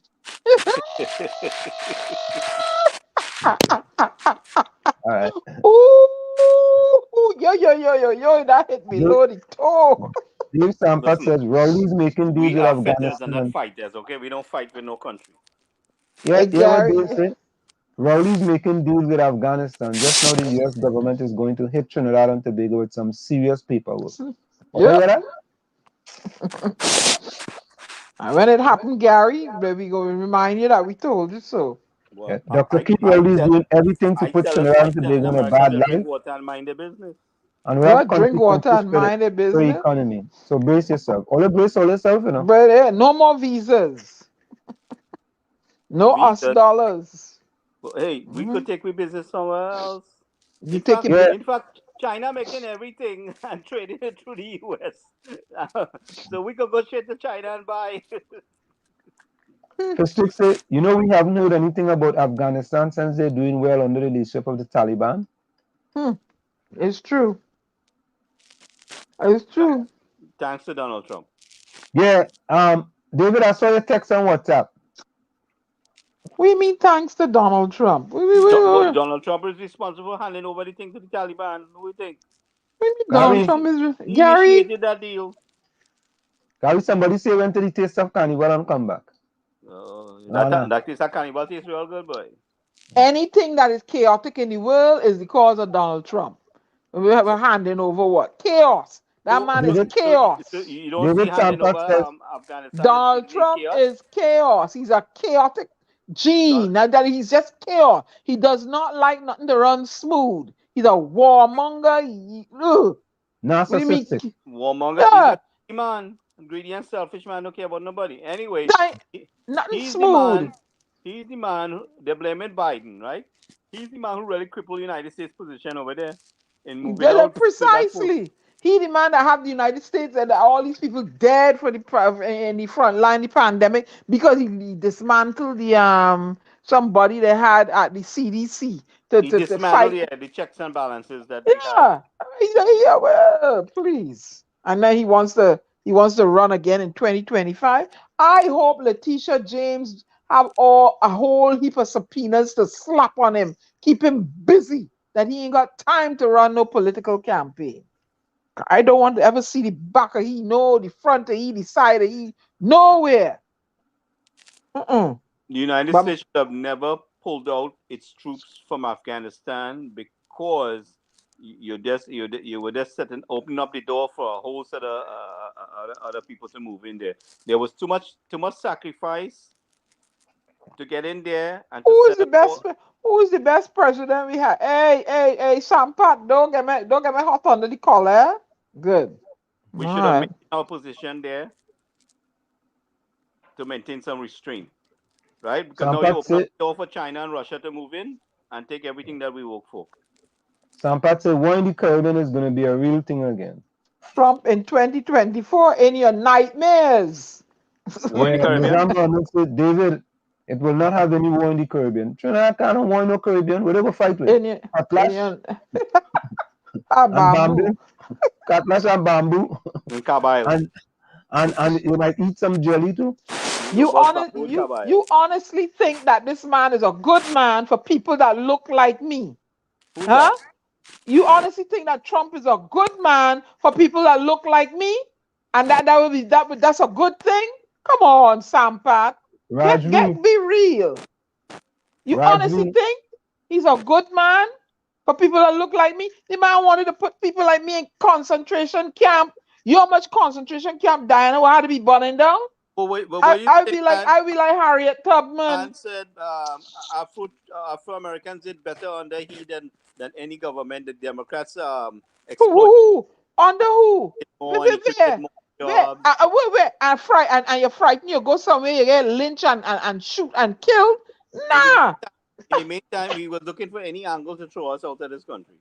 How? Come on, Sampat. I don't agree with you. Under him, people that look like me, and let me tell you, and immigrants is who built up this country. And you can't get up there on a podium and talk against immigrants because we are who drive the driving for the pandemic proved who drive this country and make this country work. You can't say that.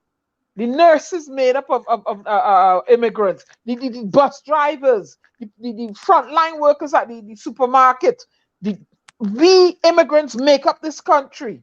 We are the driving force behind. Look, Sampat, don't get me vexed. Don't get me vexed. All right.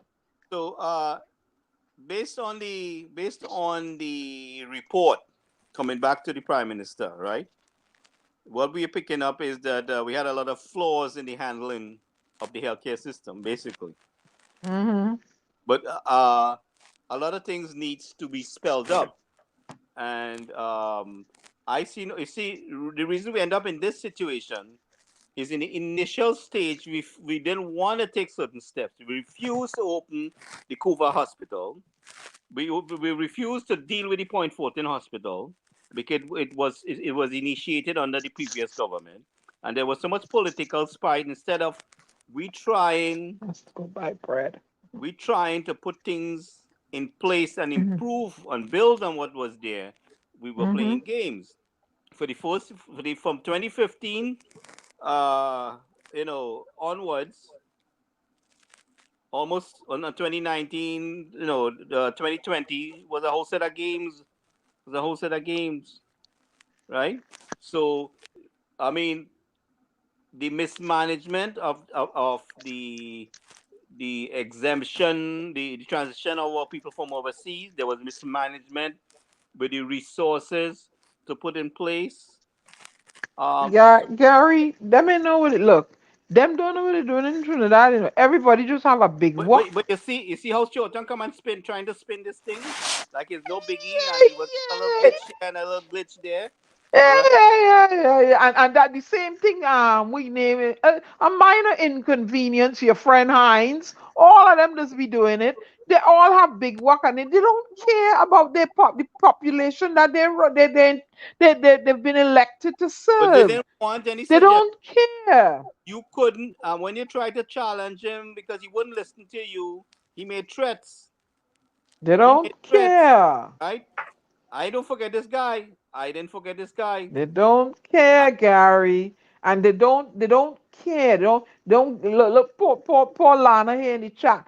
Apparently, they're gonna send these children back out to a school that is in a dilapidated state. They don't care but you're studying money to put people in pod to wine, in cow pen to wine, and children have to go sit down in a class for how many hours a day? All correct, 7, 8 hours a day.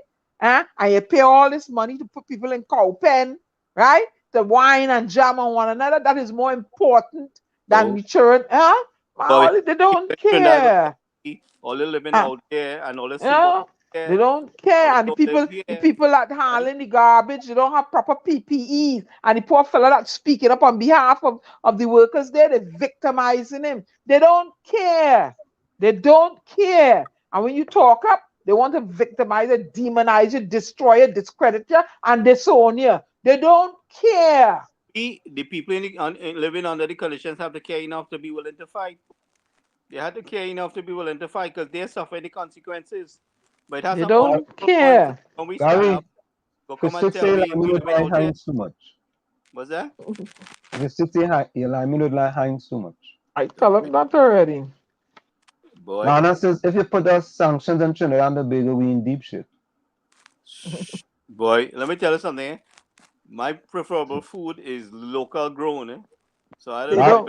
Gary, this man who talking doesn't know what he's saying. David Sampert said that.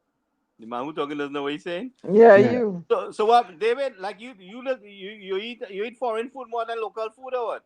Yeah, he outside, So. You don't like eating a Sohari leaf? You don't like to eat roast tomato choker in a fireside? He don't know about that. He don't know about that. Gary, David Sampert said this man saying dictatorship is good. Jesus put a hand. Who's talking about dictatorship is good? Yeah, and he tell you, but he said Trump is good, so that's why I had to jump down his throat. Trump ain't good for nobody that look like me. Nah. They said they were gonna put us in concentration camps. Where Diana would be burning everyone down. Anyone that put me in was gonna get burned down. And that's why Trump lose the election, Trump got about 75 million votes, and that's why he lose the election. Yep. But listen, one thing I have to say, in spite of all of that Trump had a plan, an economic development plan. I don't know if it's real, but he had one. As he says, if he was re-elected, he have an economic development plan for black people and black businesses in this country. I don't want to hear nothing from nobody that plan to put me in no concentrating camp. I don't want to hear nothing. I don't want to hear nothing from no racist president. I don't care how pretty he bring it and dangle it in no golden package. Diana don't want to hear it because he's not a man I will trust. I wouldn't trust you with my duck poop. But Diana, it's a lot of Trinidadians are supporting he, I ain't trusting he. I don't care. I know Bajans that support him too. Not me and he. Not me. Joseph Biden never planned for black people and black businesses in this country to call lift every We had voice. more immigrants thrown out of this country during Trump than any president. Well, between the two devils, I will go with Joe Biden, for lack of a better word. I don't want nothing to do with Donald Trump. Sorry. Diana, Sorry. you go get next to David Sampat now. Sir, He says, sorry. Mr. Trump isn't responsible for Afghanistan, sir. He's the best damn president we ever had. That is why I jumped on him before. Best president we ever had. How that man could be the best president we had? Man clearly spoke out against us. Immigrants under duress here, boy. Oh yeah, he had his knee. Hey, Sampat, he had his knee in my neck. Yeah, 75 million racist vote for yeah. And if you see where the votes come from in that side, up in that side of America, most up in there. Yeah, so he had his knee in my neck. Yeah, that is where he had his knee. Correct, is right there. I telling all you. If you know where most of them vote comes from, boss. Is that side of the world, that side of America, that Bible redneck belt they call it. That's where it come from. Them that they head in the sun or they head in the cloud somewhere. I don't know. That they refuse to, acknowledge, that America is no longer white. But let me tell you something. America belongs to them. They come here and they meet the Indian and they thief the land from them. They wave trinket at them. You have our next person to go after. Rajvi said Trump 2024. He did the most for USA. Who Trump 2024 did the most for who? Did the most for who? Yeah, they would do something in Georgia because they're trying to redline and make it difficult for people to vote. Listen, David and Rajvi, he did so much for the USA, they get rid of him. Very good, very good. You vote for him, Sampa. And you see people like you will make it. Go ahead. He did so much for the United States, they get rid of him. That's right. And people like you will make it hard for people that look like me. Why would you vote for a man? Then he tried to hijack the election. Why would you vote for a man that clearly don't like people that have your skin tone? He does not like you. But Diana, I think it's important when a man tries to steal an election, and every court he goes to in the country, every single court he goes to in the country, the man lose. Something wrong with that fella. Every case that man has brought, people who have brought case now, have case now. People who brought case for him have case now, right? For all the misinformation and fake news and all kind of things. And I'll go ahead, Gonzalo. Go ahead. Even the Supreme Court, the man went to the highest court and everything he lose. He lose every single thing. And you see how karma is a bjork. You see who is going to put the subpoenas in him? A black woman is the district attorney in New York. Letitia James. Yeah, baby. I'm glad she didn't run for governor. I want she to be the one to slap the handcuffs on him. Karma. That is what I want. A black woman. Because you try so much to demonize and discredit and put me in all, to throw me out the country and all that. I want her to be in charge of the investigation, to slap them handcuffs on. If I could go down to the court that day and watch he getting carried out in them handcuffs, I go in. Diana go in. But Diana and Gary, I want to say something. Under Donald Trump, if you come here as an immigrant and you have your green card and you have your citizenship, it was very scary under Donald Trump. Yeah, he was looking for ways.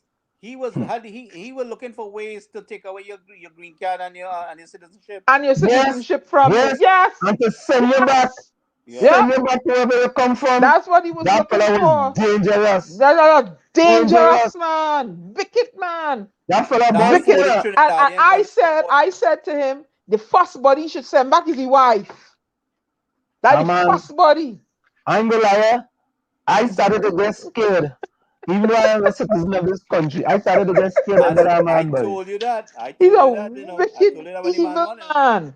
I don't know, I don't know. I don't. Hey, Joe Biden, people had the family picking, and Joe Biden is making reparations now. You see, he's going to put a black. He maybe if he wait, Harry, I'm addressing Sampan. Yeah, his family had people picking cotton. If it is so, not Joe Biden himself, and he's making reparations for that. He has made a promise to put up the first African American woman on the Supreme Court.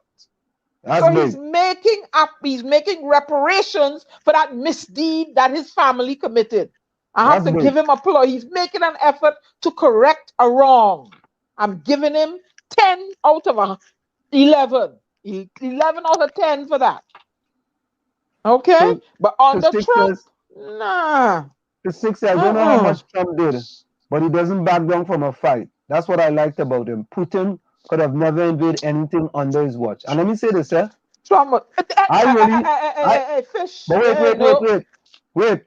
Really and truly, I really and truly was concerned with the lives we were living here in the United States of America. Got that right. And we were under stress under that fella. Stress. Yep. And when I say we, I'm not just talking about this has nothing to do with color or race or anything. No.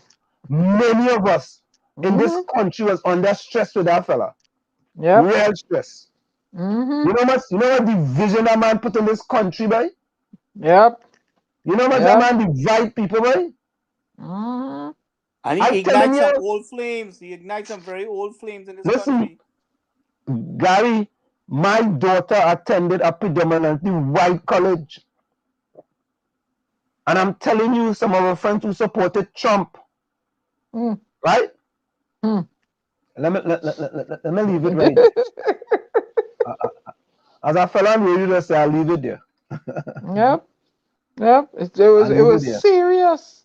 Serious, man. Is it Trump?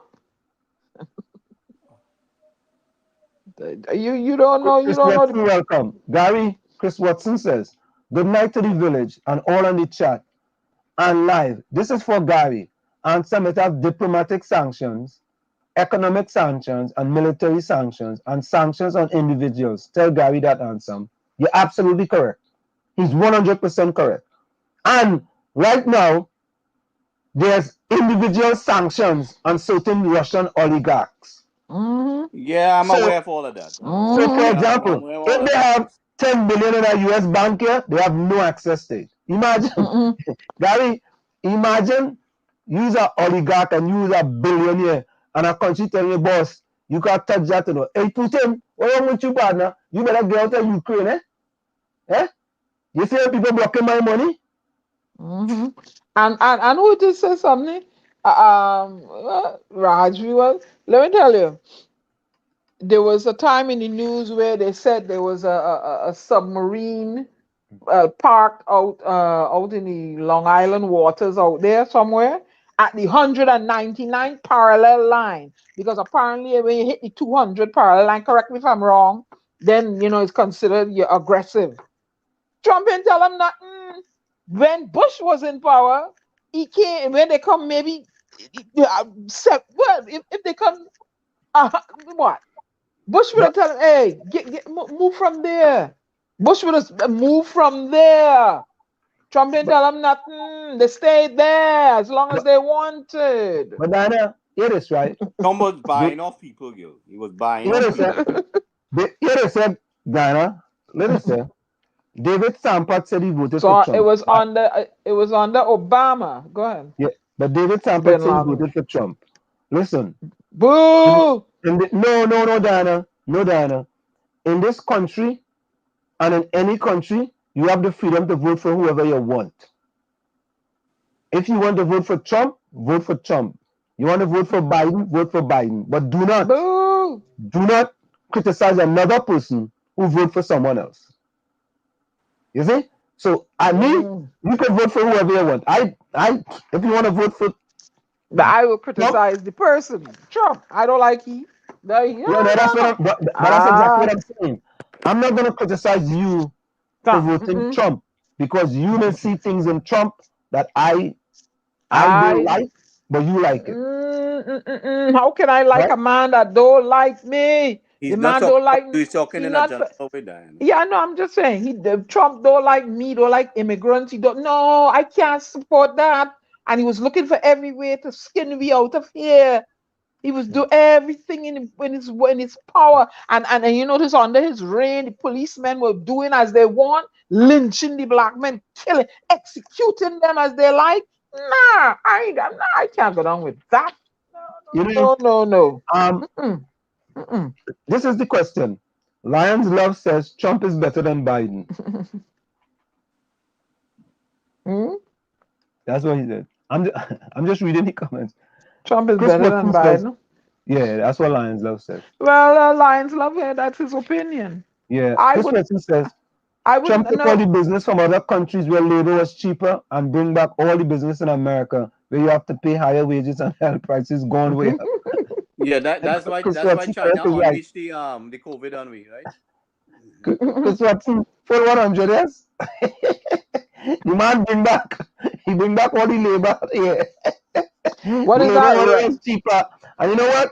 It's kutum in consumers behind. All we paying more for products. Those rental prices on low income houses, they were seeing a moratorium because of the I think because of the pandemic, but now the moratorium has expired, and sometimes some of those leases that they have expired, so the landlords are visiting those leases. You know, you can't blame that on Biden. He put a moratorium on the thing. He put moratorium on what do you call it, student loan. He did a lot. So if the thing expire now, you can't blame him. Well, Trump wife. Trump wife was an Eastern European who came illegally to us. Well, then that was she would have been the first one that had to go. She would be the first one that had to go. Wherever plane she on, I was gonna be on. Chris Watson the first one had to go. Trump gave all the big businesses tax breaks, and all these small businesses had to pay higher tax, and the citizens and the big companies didn't raise minimum wage. Correct is right. Chris, right. Whoa, what Lions Love is that? What's wrong with this lady? Joe Biden's putting a puppet on the Supreme Court. However, excuse you? You're calling a highly qualified African woman went to school and get her degree a puppet? What do you? Hello, hey, Anselm, talk to Lions Love, eh? No, Diana. Look at it this way, right? If you get appointed to the highest court in the land and you are a puppet, so be it. A highly paid puppet. Yeah, listen, I want to be a puppet and get appointed to the Supreme Court. Everybody could call me a puppet, right? Because remember, I still have to go through the Senate. You understand? Right? I still have to get approved. So, I mean, if you want to call an intelligent person like that a puppet, right? Should be a puppet on one of the highest court in the land. That's not a problem. I'm sorry, I didn't do law. Maybe you will look at me. Trump will have sent back everyone who would have done all the work while people don't want to do in America. Hey, Lana, that's a great point. What? And right now they're suffering for workers. But listen, Lana, that's an excellent point. All they don't want to do all the menial to just cut the lawn, right? Who will be doing all the menial work? Eh? Yeah. And they want to send them back on because other people ain't taking that work, you know. Nope. People want to do that, you know. I go on more. A fella come here with nothing and he start his own lawnmower company and he get a few contracts to more people lawn who don't want to cut their own lawn. Yep.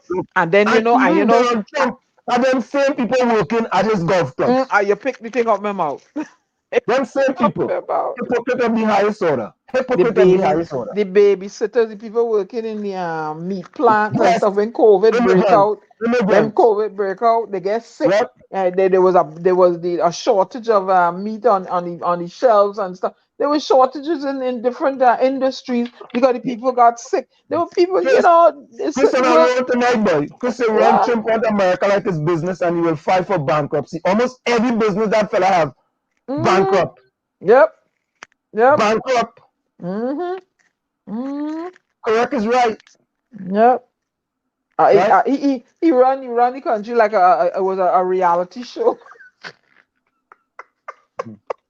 Yeah, Capiza. I think Diana knows that What?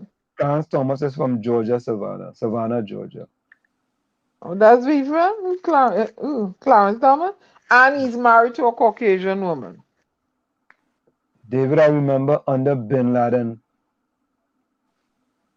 was taken out. It was something big back Yeah, then. yeah. He said. Under Obama.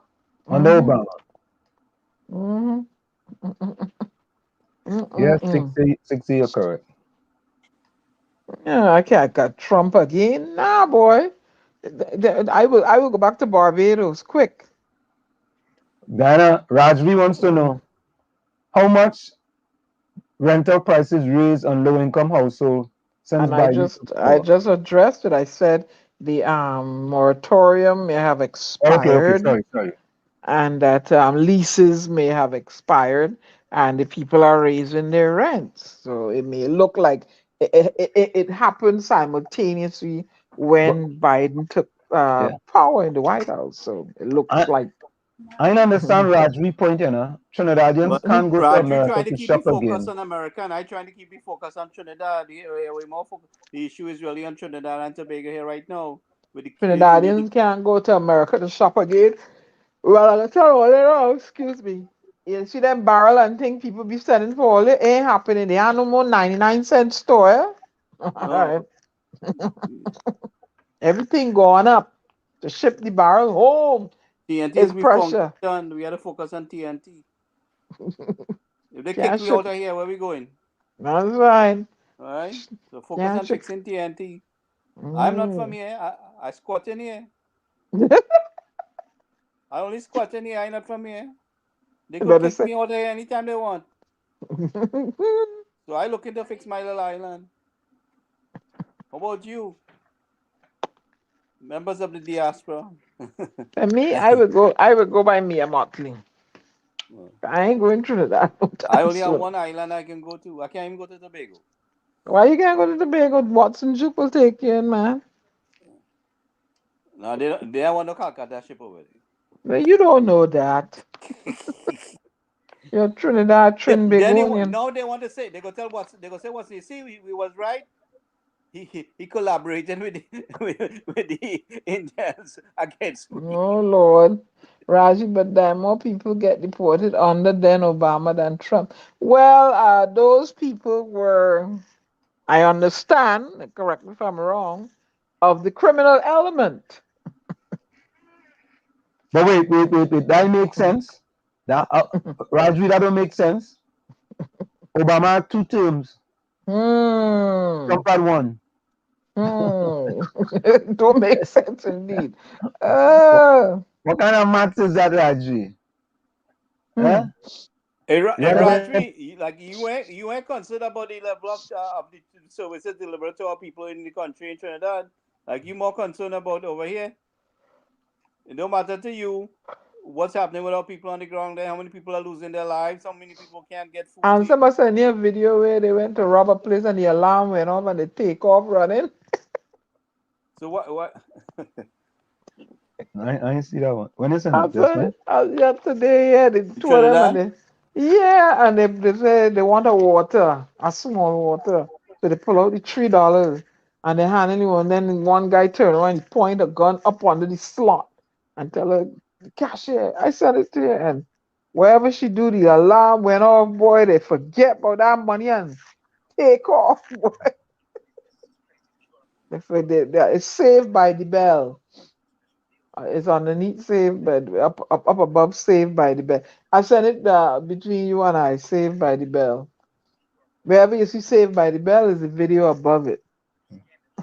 Send it like after 2 today or after so. What was this? Chris Watson, the reason why Trinidad can't go to America and shop, P&M closed Petrotrin, no USD. Yeah, but Lions Love, I don't think anybody's being put on the court, on the Supreme Court, to do things for black people because there's other people on the court. Yeah, there's and another majority goes. You know what I mean? It's not the idea that you're putting someone on the court in order for them to make decisions in favor of black people, but you So want there's a representation on the court. It's about representation, diversity. And there's no black woman there. It's about time a That's just black what it woman is. get up in there. Yeah, it's not about putting a person on the court so they could try to make decisions. Clarence Thomas in the court. We had Thurgood Marshall was the first black Mm-hmm. We need person in the Supreme Court. we need an Indian on the court now, American Indian. Yeah, well, we're gonna have an Asian in the court too just now. American Indian. You know what I mean? Mm-hmm. So, and I just see a problem with that. You know, in that never in the history of the court there was a black female woman on the court. And this Spanish lady, I think she's still there. She's still there. And African labor built this country. I don't care what nobody say. We black people walk and build this country. Free labor the way. Build our White House. They probably build our Supreme Court too. So hey. Oh, don't get me started here. Free labor. That's how this country standing here today. Free labor on off the blood, sweat, and tears of people that look like me. So don't get me started, eh? So guys, Chris Watson, David Sampat, Lions Love, and Lions Love, Chris Watson, Raj V. I ain't see Albert Montana like he gone, but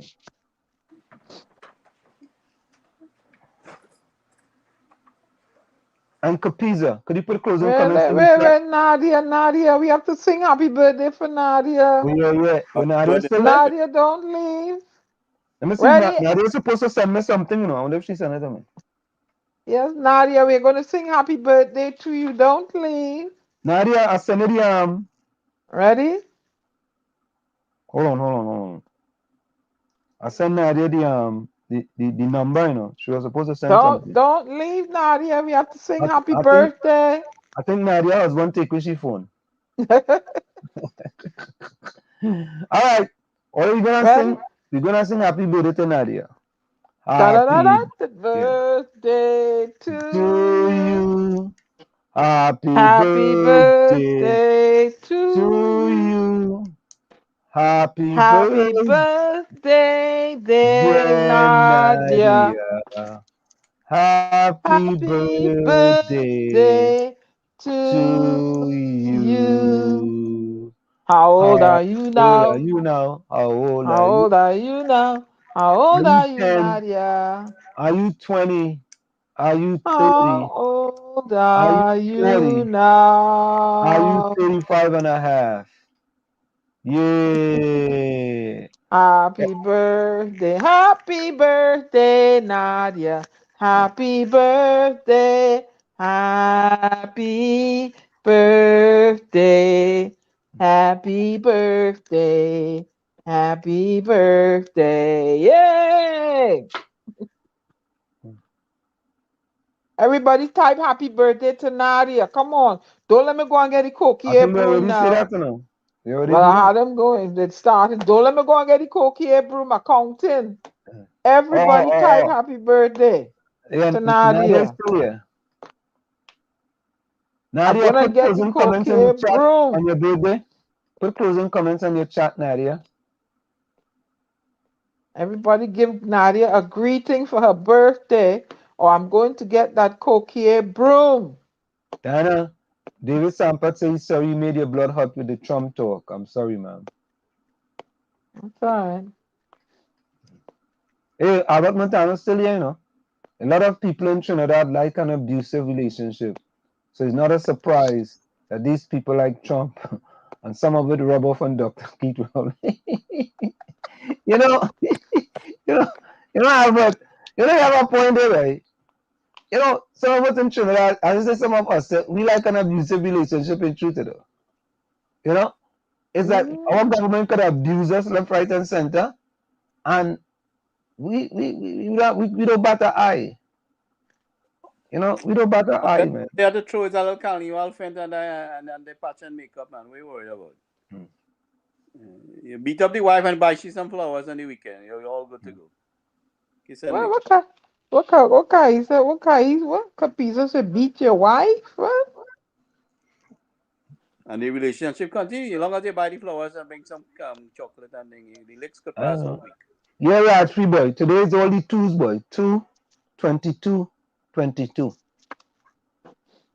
Today's Ain't nobody beating nobody wife here, Capiza. All right? Good. Albert Montano, good night. So we have the closing comments from Chris Watson. So let me call these guys again. Nadia, David Sampat, Lions Love, Rajvi, and Capiza. Put closing comments in the chat, please. Was Takesha here today? Yeah. She was here earlier. Yeah, we had a good interview with Dr. Ottley and as well as Jason. Yes. I caught a little bit of Jason. Eh? I say I was able to catch a little bit of Jason. And we have to follow up with him. Yeah, that's what I want to say. They better not be victimizing him. Yeah. Now we'll keep track of him. Diana, you get the magic of thinking thing big that I sent you, right? Yeah, I got it. I have to forward it WhatsApp wise to her.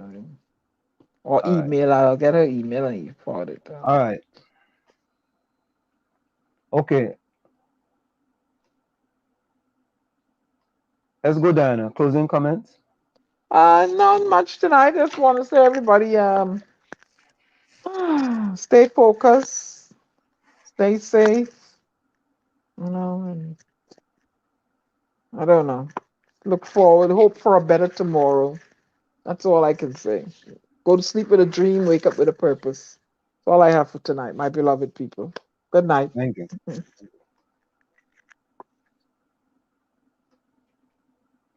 Go ahead, Gary.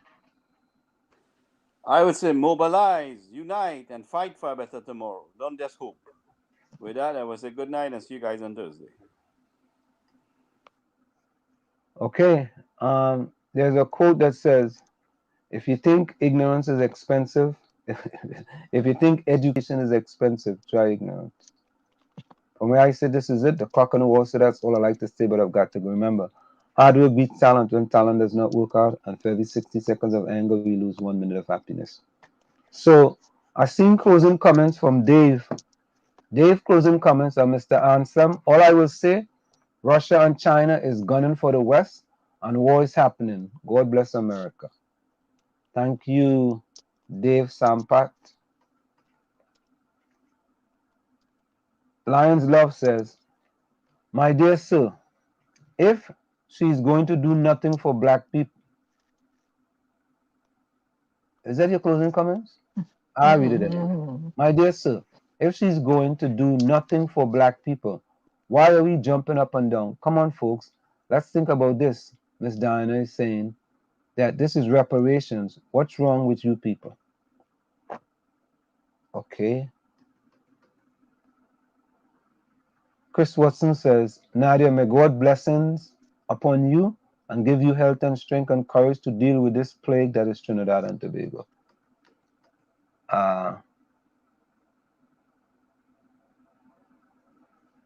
Okay.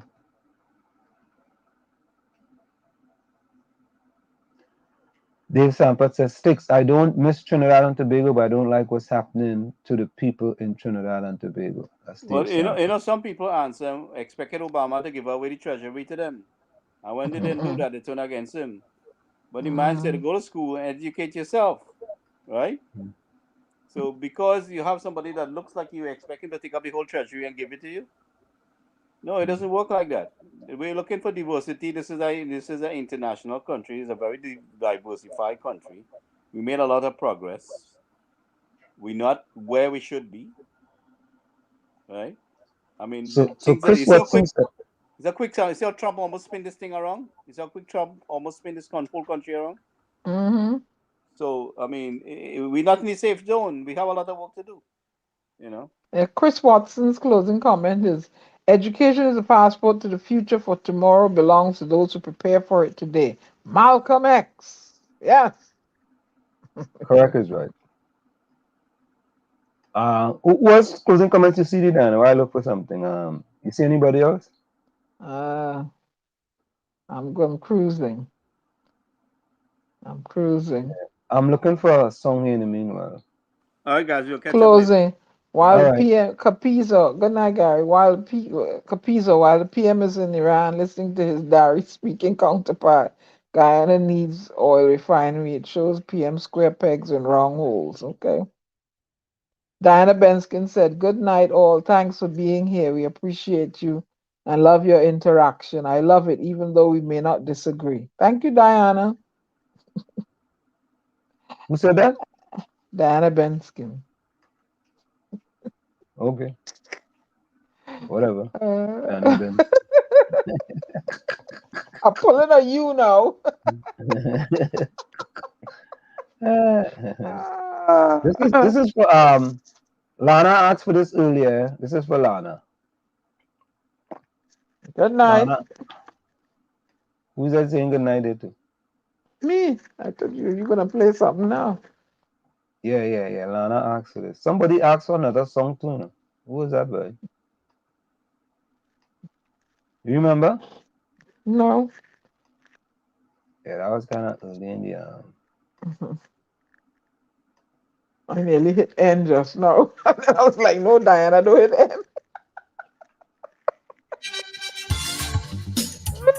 I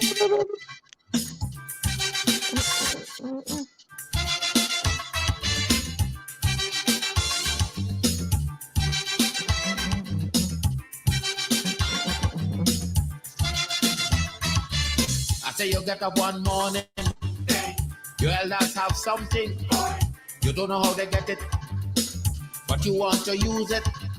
But if you ask them old people to get the things what they went through, ask them this any day, and your parents sure to say, black man have to keep on jamming, or black man to get a little something. Pick up your mind, brother, that you're able to get a bully and chop with the devil. Why? Black man have to keep on jamming, or black man to get a little something. Pick up your mind, brother, that you're ready to swim offshore and hold your boat steady. Black man have to keep on jamming, or black man to get a little something. So when you hear you get a little something with that dragon, now you keep watching, because I don't tell you already.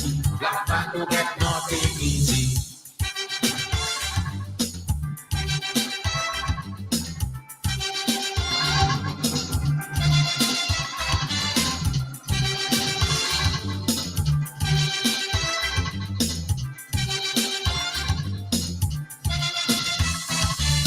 You get up one morning and oil money running. How it come you don't know, so that it how the thing go. Whatever they read about Uriah, they wanna find out the pressure. How we get so much old hell to get a penny from PLL. Black man have to keep on jamming, or black man to get a little something. You got to take up your own cash money, pay people for your own refinery. Black man have to keep on jamming, or black man to get a little something. Make up your mind to be a magician, to make money out of scrap iron. Black man have to keep on jamming, or black man to get a little something. So when you hear you get a little something, with that evil eye you keep watching, because I don't tell you already. Black man don't get nothing easy.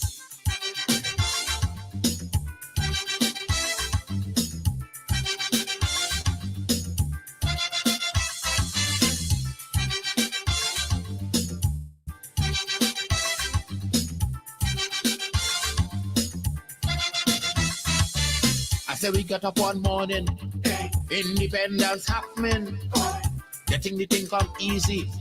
Now they're taking liberty, but if they know about petition, we have to send to England for some woman to tell we in this colony free. Black man have to keep on jamming, for black man to get a little something.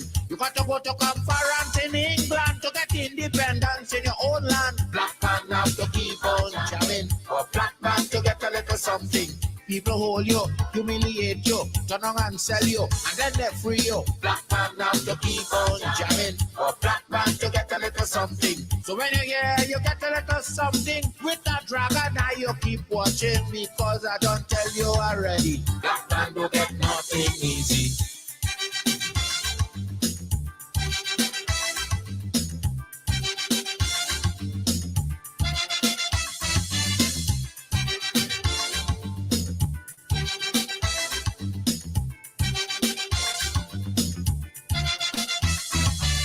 So when a black man gets something, he got to start thinking. You get it easy. You got to practice economy. From Catholics from the slave master to become the landowner. Brother, it's a terrible journey. Back with plenty brutality. Black man have to keep on jamming. For black man to get a little something. You got to rise up. You got to stand up. Pick up your mind. You will always stay on top. Black man have to keep on jamming. For black man to get a little something. You got to go to conference in England to get independence in your own land. Black man have to keep on jamming. For black man to get a little something. You got to take up your own cash money. Pay people for your own refinery. Black man have to keep on jamming. For black man to get a little something. Make up your mind to be a magician, to make money out of scrap iron. Black man have to keep on jamming. For black man to get a little something. You got to go to conference in